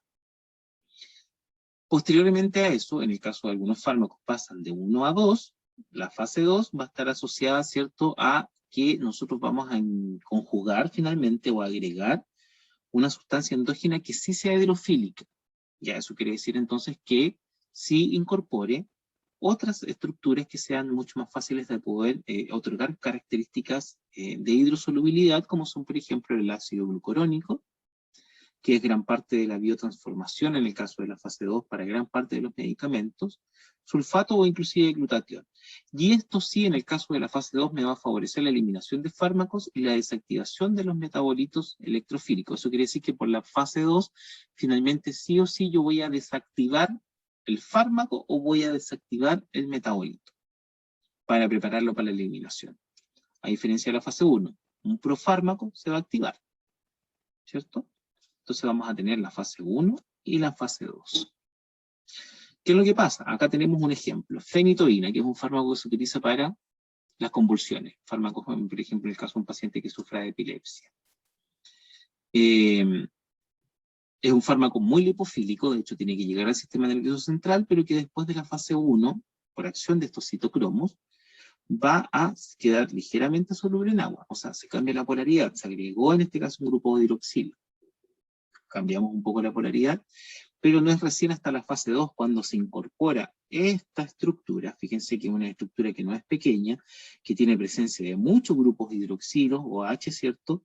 Que además también de eso tiene presencia de grupos oxígeno, o en este caso de oxígenos en el caso de su estructura, hacen que el fármaco sea mucho más soluble en el agua, y eso finalmente entonces va a favorecer la eliminación del fármaco. ¿Ya? Por lo tanto, nosotros podemos tener diferentes tipos de reacciones. Las principales en el caso de la fase 1 son las reacciones de oxidación mediadas por el citocromo P450, que es gran parte de la familia de enzimas que van a estar asociadas, ¿cierto?, a la oxidación, por ejemplo, de los fármacos. Podemos encontrar también que en el caso de la fase 2, que es esta fase, la zona en la cual nosotros incorporamos una estructura más grande, podemos encontrar, por ejemplo, algunas enzimas, como es la UGT, o la UDP glucuronil transferasa, que va a estar asociada, ¿cierto?, a la incorporación de ácido glucurónico. Esta tabla es importante, ya para que después ustedes también la revisen. Principalmente la fase 2 va a estar relacionada a la incorporación de ácido glucurónico, o además también de eso a la adición, por ejemplo, de grupos sulfatos. Por lo tanto, en este caso nosotros vamos a favorecer. ¿Cómo lo vemos en un ejemplo mucho más simple, para que quizás no queden un poco más colgados y me entiendan un poco más lo que estoy tratando de explicarles? Tenemos un ejemplo que es la aspirina, ácido acetilsalicílico. Acá tenemos la estructura de la aspirina, que al momento de administrarse pasa por la fase 1, en donde puede ocurrir cualquiera de estas reacciones, principalmente la oxidación. Vamos a tener finalmente un cambio estructural. Y en el caso de la aspirina, nosotros vamos a sacar toda esta parte, CO, CH3, y vamos a incorporar, ¿cierto?, en este caso, un grupo hidroxilo. Con eso mejoramos un poco las características de la estructura. Pero no es hasta que nosotros conjugamos en la fase 2 que incorporamos una gran molécula. Ya, fíjense, el tamaño de esa molécula referencialmente es muy parecido al original. Eso quiere decir entonces que el tamaño aumenta prácticamente mucho. Y eso entonces va a estar relacionado a que yo lo voy a eliminar mucho más fácilmente. ¿Por qué? Porque el producto que está en la fase 2 es más hidrosoluble y además también de eso es de mayor tamaño. Y eso favorece entonces la eliminación finalmente del fármaco. Un ejemplo es fenobarbital, fármaco que se utiliza para el tratamiento de afectaciones del sistema nervioso central, en el cual nosotros después vamos a tener, ¿cierto?, que el fármaco se puede metabolizar en primera instancia con un cambio estructural en la incorporación de un hidroxilo, o sea, hay una oxidación por eso necesitamos también a NADPH como agente reductor, finalmente para que se produzca en este caso la oxidación de la estructura, y después vamos a tener dos alternativas en el caso, por ejemplo, de la fase 2. ¿Qué es lo que pasa, por ejemplo, en el caso entonces de la fase 1? Saltémonos la diapositiva del paracetamol, que no es tan importante, se las voy a dejar al final. El citocromo P450 entonces va a ser esta gran familia de isoenzimas que van a estar relacionadas principalmente a el metabolismo de fase 1. Entonces, esto se va a producir principalmente en el retículo endoplásmico liso. Es ahí donde se produce gran parte de esta fase 1 de la metabolización. Se produce la incorporación entonces de estos grupos funcionales en el fármaco, como son, por ejemplo, los grupos hidroxilos, como son los grupos carbonilos, los tiol y todos los que mencionamos anteriormente. Se requiere de la presencia entonces de oxígeno y algunos agentes reductores, como es, por ejemplo, el fosfato oxidasa, NADPH, ¿cierto? Se puede, además también de eso, obtener a partir de esta reacción metabolitos activos y tóxicos, y el citocromo P450 puede ser inhibida, por ejemplo, en el caso de algunos fármacos. Porque hay que tener en cuenta esto. Algunos medicamentos pueden interaccionar con el citocromo P450 siendo inductores o siendo inhibidores. Y eso implica entonces que finalmente nosotros podemos llegar a tener que un fármaco puede favorecerse en su metabolización o puede disminuir su metabolización. ¿Ya? Por eso es importante también conocer, no solamente en el caso de las interacciones, por ejemplo, al momento de la distribución, sino que además también en el caso de las interacciones al momento de la metabolización de fármacos. ¿Ya? Entonces, estos citocromos P450 pertenecen a una gran familia, ¿ya? Que de hecho está asociada, ¿cierto?, al CYP, después viene un número que corresponde a la familia, CYP3, la subfamilia y el tipo, que generalmente va a estar asociado entonces, ¿por qué? Porque pertenecen a una gran cantidad de enzimas finalmente, y que van a estar relacionadas principalmente entonces a esta metabolización. Me voy a quedar con la siguiente diapo, ya, porque después nos va a pillar el tiempo, en donde nosotros podemos encontrar, por ejemplo, el citocromo P450 a nivel, ¿cierto?, de la membrana plasmática. Nosotros tenemos, por ejemplo, un fármaco que es un fármaco X, que en este caso va a interaccionar con el citocromo. Recuerden que el citocromo va a interaccionar con el fármaco y finalmente lo que va a hacer es favorecer reacciones principalmente de oxidación. En presencia de oxígeno y en presencia de NADPH, por ejemplo, va a producir finalmente un fármaco que esté oxidado, que puede ser inactivo, como metabolito después de la fase 1, o que puede ser, por ejemplo, un fármaco de tipo reactivo, o un metabolito activo. Me voy a cambiar el ruido de la lluvia. Finalmente, como producto después de esta fase 1. Por ejemplo, distintos tipos de citocromos pueden metabolizar un solo compuesto. Eso quiere decir entonces que pueden existir más de un citocromo para un solo fármaco. Son bastante promiscuos. ¿Qué quiere decir eso? Muchas veces el mismo citocromo, como por ejemplo podría ser el citocromo 3A4, puede finalmente metabolizar más de un fármaco. Y por eso es que se pueden producir interacciones. ¿Ya? Un fármaco finalmente puede...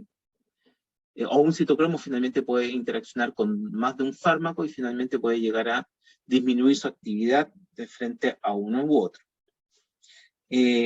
Importante cuando dos fármacos que se administren de manera simultánea son metabolizados por un solo citocromo, compiten entonces finalmente por el enlace y el sitio activo de la enzima. Estamos en el tiempo. Quiero saber si es que alguien tiene dudas, lo van a revisar después, y yo lo que queda de la presentación se las voy a dejar grabadas.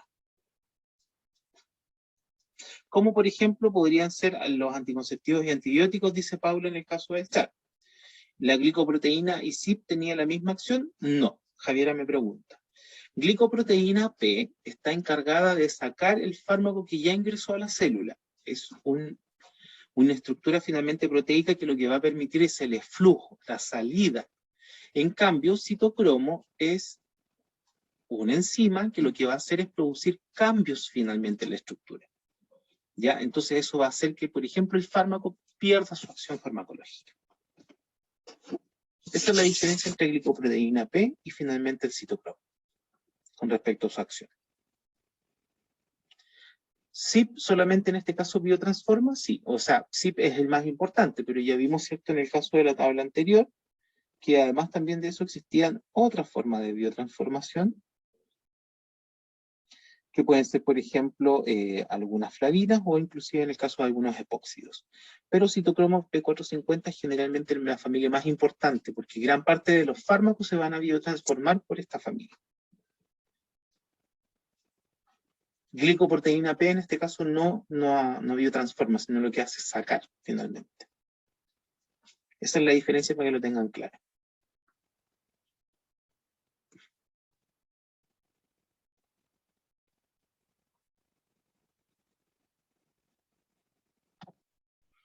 Ya. Continuando entonces y retomando un poquitito lo que habíamos hablado recién, citocromo entonces va a estar relacionada a la principal familia biotransformadora, finalmente a la principal familia que va a estar asociada a esta primera fase de la biotransformación. Entonces, como ya dijimos, tiene que haber presencia generalmente de oxígeno y además también de un agente reductor que finalmente va a hacer que nuestro fármaco, por ejemplo, se oxide. Ya, entonces citocromo, además también de eso, como ya les dije, puede participar en más de una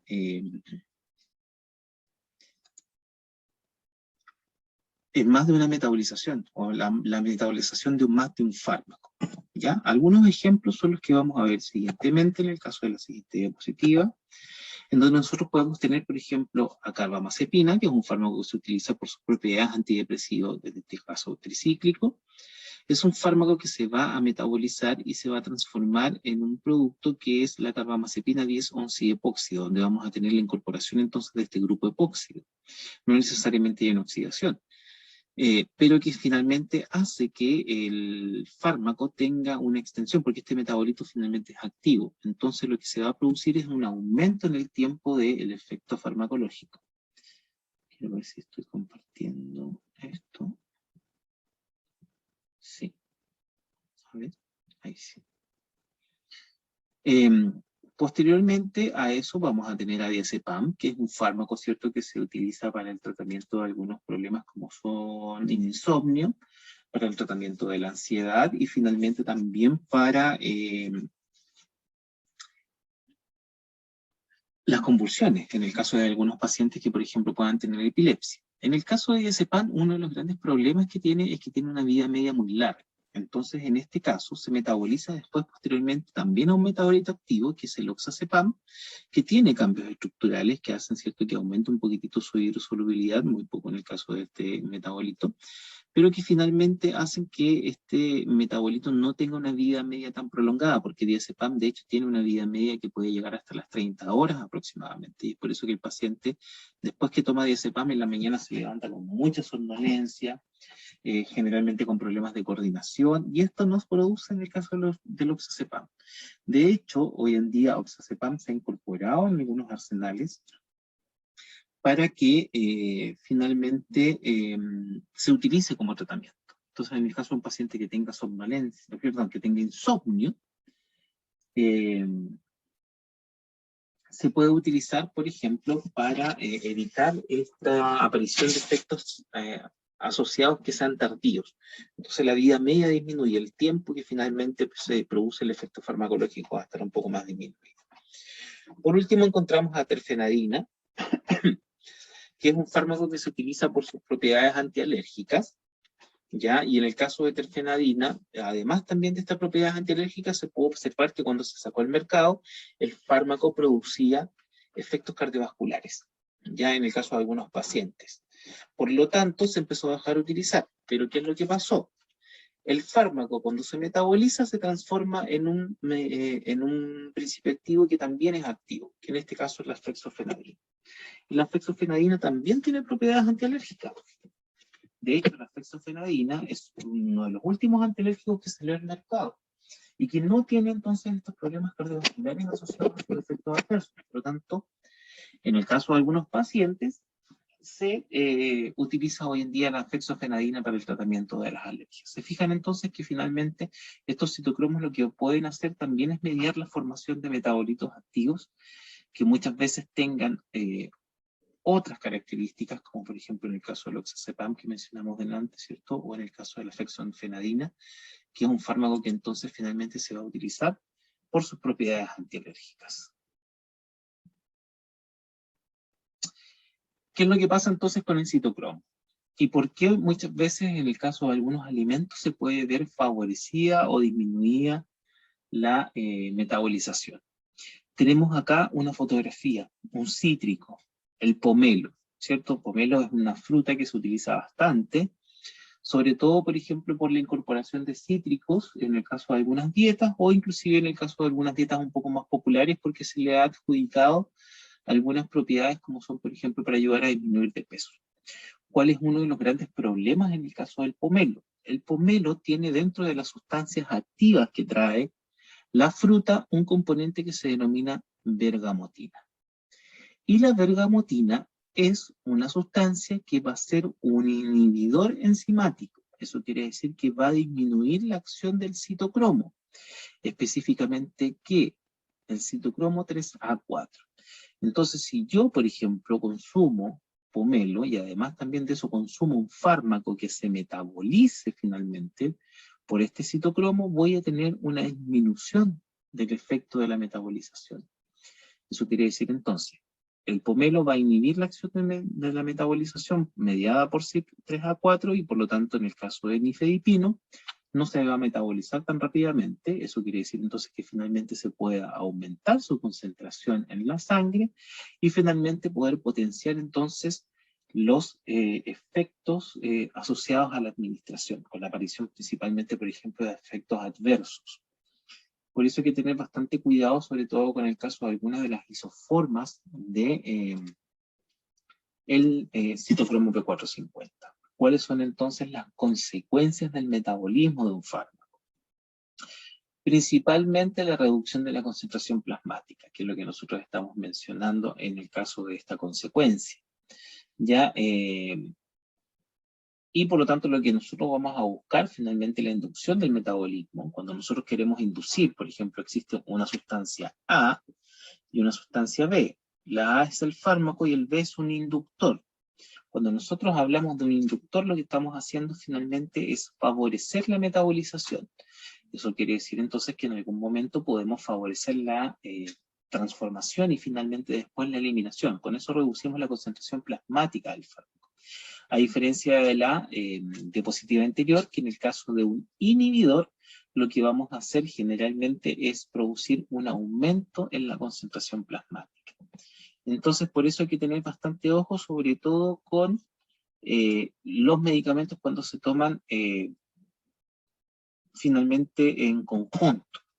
Tenemos un ejemplo, más que nada como para que lo tengan ahí después en su diapositiva, la rifampicina. La rifampicina es un fármaco que se utiliza por sus propiedades antibacterianas, pero que finalmente produce un aumento ya en la expresión del RNA mensajero para este mismo citocromo 3A4.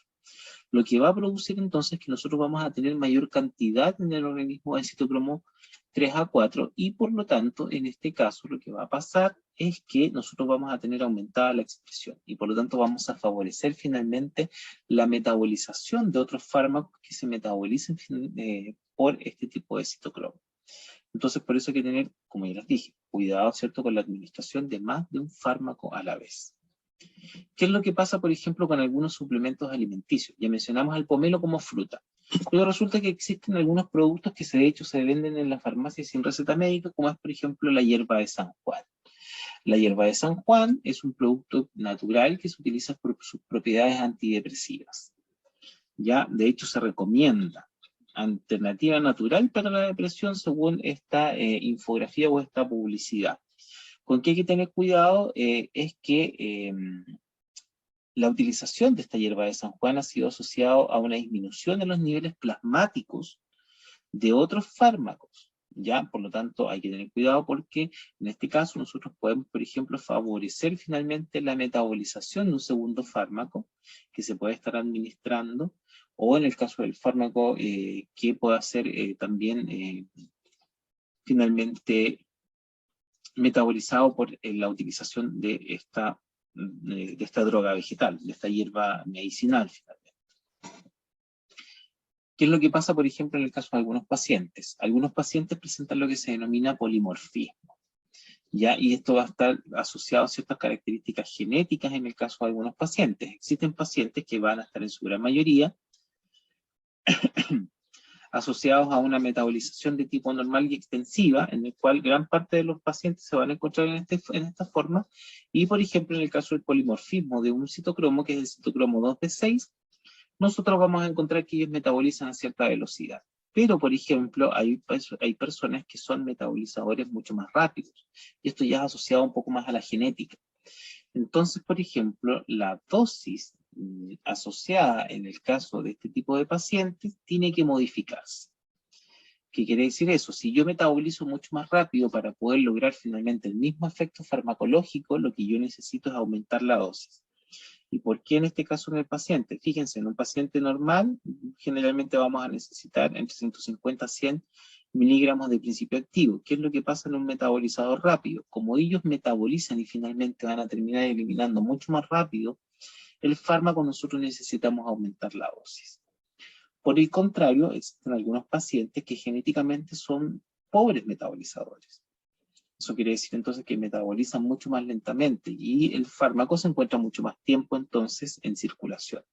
Para eso entonces nosotros también debiésemos hacer un ajuste de la dosis y disminuir finalmente la dosis, por ejemplo, en este caso a la mitad, 25 o inclusive 50, que es la dosis mínima que se está utilizando en el caso de algunos de estos pacientes. Entonces, lo más importante, como ya dijimos, fase 1, generalmente citocromos, se puede ver afectado por la utilización de fármacos en conjunto que puedan ser inductores, que favorezcan finalmente la metabolización de un segundo fármaco por una sobreexpresión de citocromo, o inhibidores, que finalmente lo que van a hacer es disminuir la metabolización por una disminución de la expresión finalmente de esta enzima, y por lo tanto aumentando las concentraciones finalmente en el caso de los medicamentos que se están utilizando en conjunto. ¿Qué es lo que pasa entonces generalmente con el medicamento o el fármaco que ya pasó por fase 1? Generalmente se puede ir a lo que se denomina la fase 2, en donde nosotros encontramos enzimas que son enzimas conjugadoras. ¿Qué características tiene el fármaco que pasa por fase 2? Es que es un fármaco inactivo, ya dijimos, sí o sí hay una inactivación y además también de eso son productos que son hidrosolubles.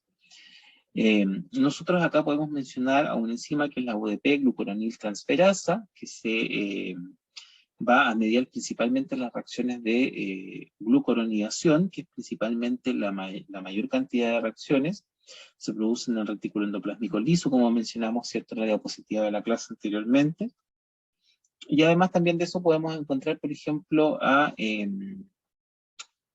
las transferasas, que también son la segunda gran tipo de reacciones de conjugación.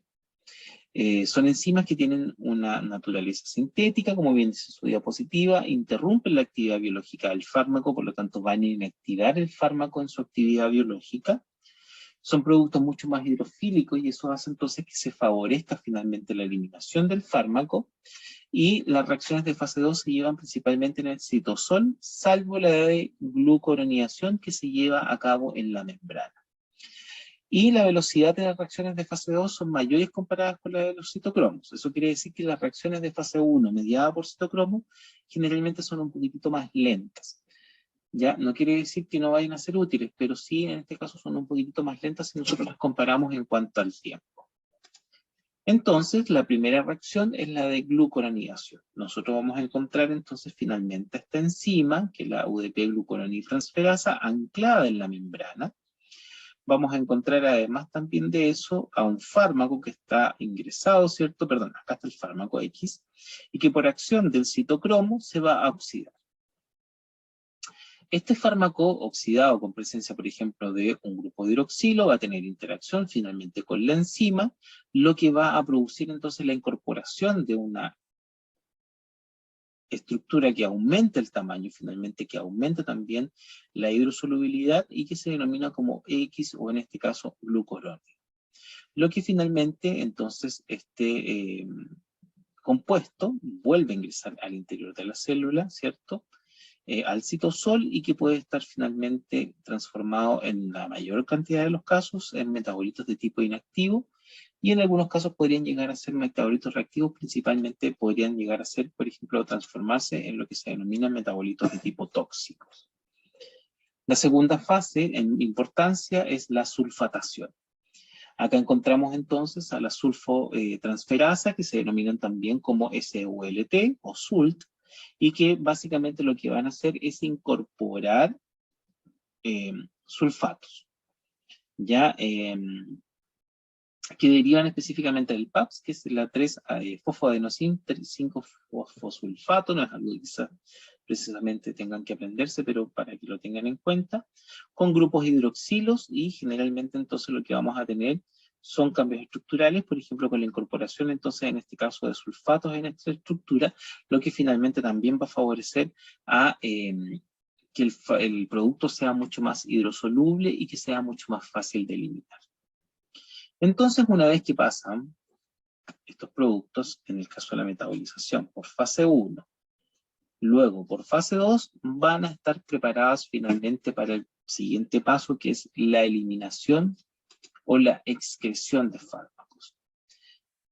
La vía urinaria es la más importante de todas. Ya le siguen la vía biliar, finalmente vía biliar de tipo entérica, el sudor, la saliva y la leche. Ese es el orden decreciente. Entonces acá nosotros en el caso de la eliminación nos podemos encontrar con dos tipos de moléculas. Aquellas moléculas que son hidrofílicas, que finalmente se eliminan por vía renal a través de la orina, o aquellas moléculas que son hidrofóbicas, o sea, son más liposolubles, que van a pasar por el hígado, se van a biotransformar finalmente en una molécula que sea hidrofílica, que se pueda eliminar renal y urinariamente, o que se pueda eliminar a través de la bilis. Lo importante es que para poder eliminarse, en este caso, nosotros tenemos que tener características hidrofílicas, para evitar finalmente que el fármaco se pueda reabsorber, pueda reingresar nuevamente a la sangre. La importancia de la eliminación en el caso de los medicamentos y de los fármacos propiamente tal, es que nos va a permitir eliminar tanto al fármaco, como también a los metabolitos que puedan ser activos o inactivos, inclusive a los metabolitos que pueden llegar a ser tóxicos. Nos puede permitir también los tratamientos en enfermedades localizadas. Si nosotros, por ejemplo, analizamos, por ejemplo, el tratamiento para las infecciones del tracto urinario, infecciones urinarias, nosotros podemos encontrar fármacos que no se metabolicen principalmente a nivel del organismo y que sean eliminados tal cual por vía urinaria, en donde finalmente pueden producir cambios de pH o una acción bactericida. Entonces, en ese caso, nosotros nos evitamos la metabolización, pero el fármaco al momento de eliminarse se elimina prácticamente en un 98, un 99% por vía renal, que es donde va a producir su efecto farmacológico. La eliminación tiene algunos riesgos, sobre todo en el caso, por ejemplo, de la lactancia. Ya mencionamos, ¿cierto?, que algunos fármacos pueden atravesar placenta, algunos fármacos también pueden aparecer a nivel de la leche materna.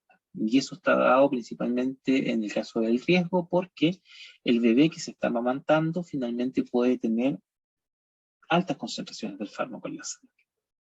Y por último, también la eliminación nos puede servir, por ejemplo, en el caso de la investigación, ya que algunos fármacos se pueden eliminar por saliva. De hecho, hay algunos estudios relacionados, por ejemplo, a la determinación de algunos componentes por vía salival, y donde se pueden realizar finalmente estudios de cinética, que son estos estudios que vimos analizados a los gráficos anteriormente expuestos en la presentación. La principal, entonces, va a ser la eliminación renal. La eliminación renal se va a caracterizar por 3 puntos específicos. Primero, la filtración a nivel glomerular. Sabemos, ¿cierto?, que el riñón va a tener esta unidad funcional, que es la nefrona, y dentro de la nefrona nosotros vamos a encontrar el glomérulo, con su arteriola aferente, ¿cierto?, su arteriola eferente. Finalmente esto nos va a permitir producir un filtrado, ¿cierto?, para la formación de la orina. Entonces algunos fármacos que son mucho más pequeños, ¿cierto?, se pueden filtrar por esta zona y que son mucho más hidrosolubles, se pueden filtrar y finalmente aparecer en la orina para ser eliminados. En segunda instancia, nosotros podemos tener lo que se denomina como secreción tubular activa. Eso quiere decir que el fármaco circula en la sangre, ¿ya? Y se pueda, por ejemplo, eliminar directamente a través de transportadores hacia la orina. Y por último, en el caso de la eliminación renal, también puede suceder que algunos fármacos se puedan reabsorber. Y por eso yo les mencionaba que finalmente en el caso de la metabolización, nosotros necesitamos que el fármaco sea mucho más hidrosoluble y que además también de eso aumente en el caso del tamaño. ¿Por qué? Porque si nosotros evitamos este último punto, la reabsorción. ¿Por qué? Porque la reabsorción es una reabsorción de tipo pasiva que se realiza generalmente a nivel tubular y que puede estar relacionada entonces al reingreso finalmente del fármaco hacia la sangre. Entonces, la primera es la filtración glomerular.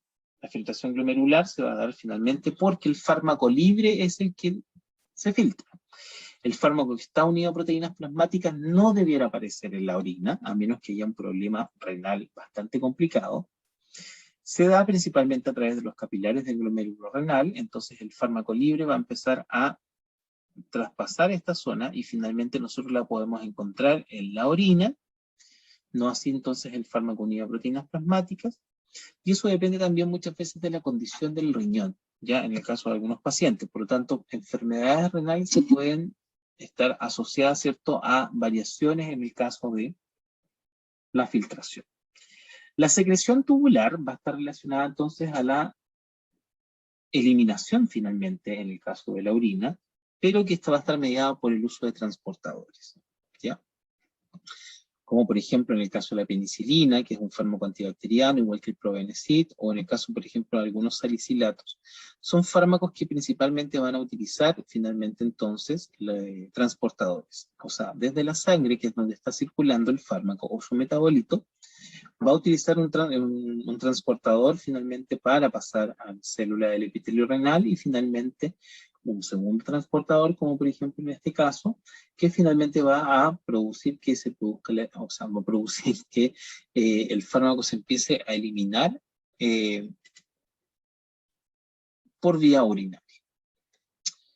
Y por último, la reabsorción tubular, que es donde nosotros principalmente podemos llegar a producir este reingreso finalmente del fármaco a la sangre otra vez. Es una reabsorción de tipo pasiva y aquí es fundamental entonces algunas condiciones. Primero, el pKa del fármaco, que es algo que revisamos, ¿cierto?, en la parte de absorción, y lo otro es el pH del medio o de la orina. ¿Por qué? Porque el fármaco, para poder reabsorberse en forma pasiva, tiene que estar en su estado no ionizado, y además también de eso, por ejemplo, tener un tamaño pequeño. Y la tercera condición, a ver, estábamos en el ionizado, tamaño pequeño, además también de eso ser liposoluble. ¿Cierto? Esas son las tres condiciones que mencionamos nosotros en el caso de la clase. ¿Qué es lo que pasa entonces con los pKa y el pH? Si acuérdense, si un fármaco, por ejemplo, tiene las características de ser ácido débil, en un pH ácido se favorece entonces la forma no ionizada, liposoluble y se reabsorbe.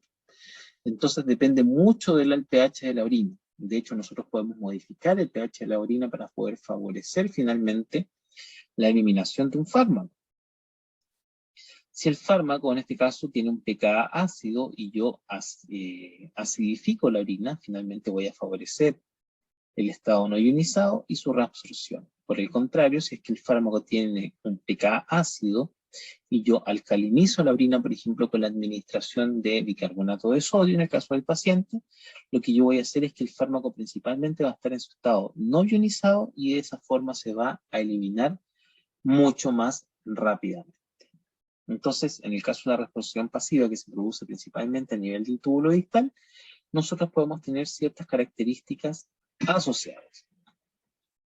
¿Qué es lo que pasa entonces con la eliminación de fármacos que son hidrofílicos y lipofílicos? En el caso de los hidrofílicos, o sea, fármacos que se mezclan mucho en el caso de las sustancias acuosas, vamos a tener que el fármaco ingresa por vía estomacal, por vena porta, pasa al hígado y a la circulación.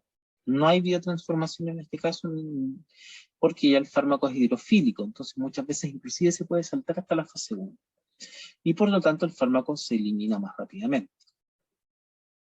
¿Qué pasa con los fármacos que son lipofílicos, pero que no se metabolizan? Algunos fármacos no tienden a metabolizarse, por lo tanto el fármaco se administra por vía oral, pasa por el hígado, llega a la circulación, ¿cierto? Pero como el fármaco es lipofílico y no se metabolizó, el fármaco tiende a quedarse en la sangre.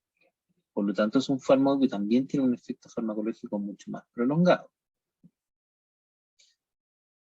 En el caso de los fármacos que son lipofílicos, puede ocurrir entonces que también el fármaco, en este caso, ingrese por vía oral, se biotransforme, pero en cierta cantidad, no haya una biotransformación, ¿cierto? O una baja conversión en el caso de metabolitos que sean hidrofílicos, y por lo tanto el fármaco va a eliminarse finalmente que ya fue biotransformado en su componente hidrofílico. A diferencia, ¿cierto?, de un fármaco que también puede ser lipofílico, pero que se biotransforme o se complete, se convierta finalmente en prácticamente un 100% del fármaco hidrofílico, y finalmente entonces en este caso se elimine mucho más rápido. Entonces, ya casi para ir terminando, nosotros además también de eso podemos encontrar una segunda vía, que es una de las vías principales, que es la vía a través de la excreción biliar entérica o fecal. Nosotros entonces podemos encontrar que algunos fármacos, en este caso los fármacos que son lipofílicos, ya se tienen que finalmente transformar en una molécula hidrofílica para poder ser eliminados. Pero para eso entonces, aquellos fármacos que son lipofílicos, generalmente nosotros los podemos encontrar que se eliminan a través de la bilis. ¿Ya? La entrega del fármaco es a través de la bilis, la secreción se produce a nivel de los enterocitos en el caso del intestino, y por lo tanto el fármaco no se elimina por vía renal, sino que finalmente lo que va a hacer es incorporarse nuevamente al intestino, y es ahí donde principalmente se puede producir también una reabsorción del fármaco. ¿Qué es lo que pasa en el caso de la excreción biliar entérica? Ya nosotros vamos a encontrar que el fármaco va a necesitar también la utilización de transportadores, ya en donde el fármaco va a salir finalmente de la sangre, va a llegar al hígado a través de la utilización, por ejemplo, principalmente de algún tipo de transportador, que pueden estar transportadores asociados a algunos tipos, por ejemplo, como son los glucurónidos, como son, por ejemplo, los productos que son sulfatados, y así sucesivamente. Y se va a producir la excreción biliar también por la utilización finalmente de un segundo transportador que va a permitir que el fármaco, en este caso que ya está metabolizado, se incorpore a las sales biliares y posteriormente salga al intestino. ¿Qué es lo que puede suceder finalmente en el caso de este tipo de fármacos? Se puede producir lo que se denomina como circulación enterohepática. ¿Por qué? El fármaco se encuentra en el hígado. Finalmente, por acción, ¿cierto?, de las sales biliares, se va a transformar y se va a emulsificar finalmente para que el fármaco salga a la circulación, perdón, al intestino delgado. ¿Qué es lo que pasa con este fármaco? Muchas veces se puede producir otros cambios en la estructura y finalmente el fármaco puede reingresar por una reabsorción a nivel intestinal. Entonces, eso se denomina como una circulación de tipo enterohepática. El fármaco sale porque está siendo eliminado, pero a nivel intestinal pues, se producen nuevamente cambios estructurales, lo que favorece finalmente que el fármaco vuelva a ingresar a la vena porta y que finalmente vuelva a ingresar, por ejemplo, al organismo. Ya eso se da principalmente en el caso, por ejemplo, de las glucuronidasas, o sea, fármacos que han sido pasados, en el caso de la fase 2, por acción de glucuronida. Entonces, ya para terminar la presentación, nosotros podemos encontrar dos definiciones, que además también de eso, ¿cierto?, les voy a pedir que busquen en la literatura, aquí están relacionadas, y una de esas, por ejemplo, es el aclaramiento o la depuración, que es una medida finalmente de la eficiencia del cuerpo para poder eliminar. Esto está relacionado a la eliminación, la depuración, y que finalmente muchas veces se utiliza, por ejemplo, para saber cómo se está eliminando un fármaco por vía renal. ¿Ya? Y el segundo es la vía media, que es algo que ya mencionamos en el caso de la clase, que es la vía media de eliminación, ¿cierto? Que se escribe como T medio, y es una medida finalmente de la velocidad de eliminación. que va a medir el tiempo que transcurre hasta que se llega a la mitad de la concentración plasmática que nosotros podamos encontrar. Acuérdense que vimos al inicio de la clase la concentración plasmática máxima, entonces en el caso de la vida media nosotros podemos encontrar el tiempo que transcurre hasta que se llega a la mitad de esa concentración. Ya jóvenes, entonces como les dije, puede quedar ahí a disposición de ustedes en el caso del correo electrónico o en el caso también del foro que vamos a dejar habilitada la asignatura, si es que, por ejemplo, nacen algunas dudas.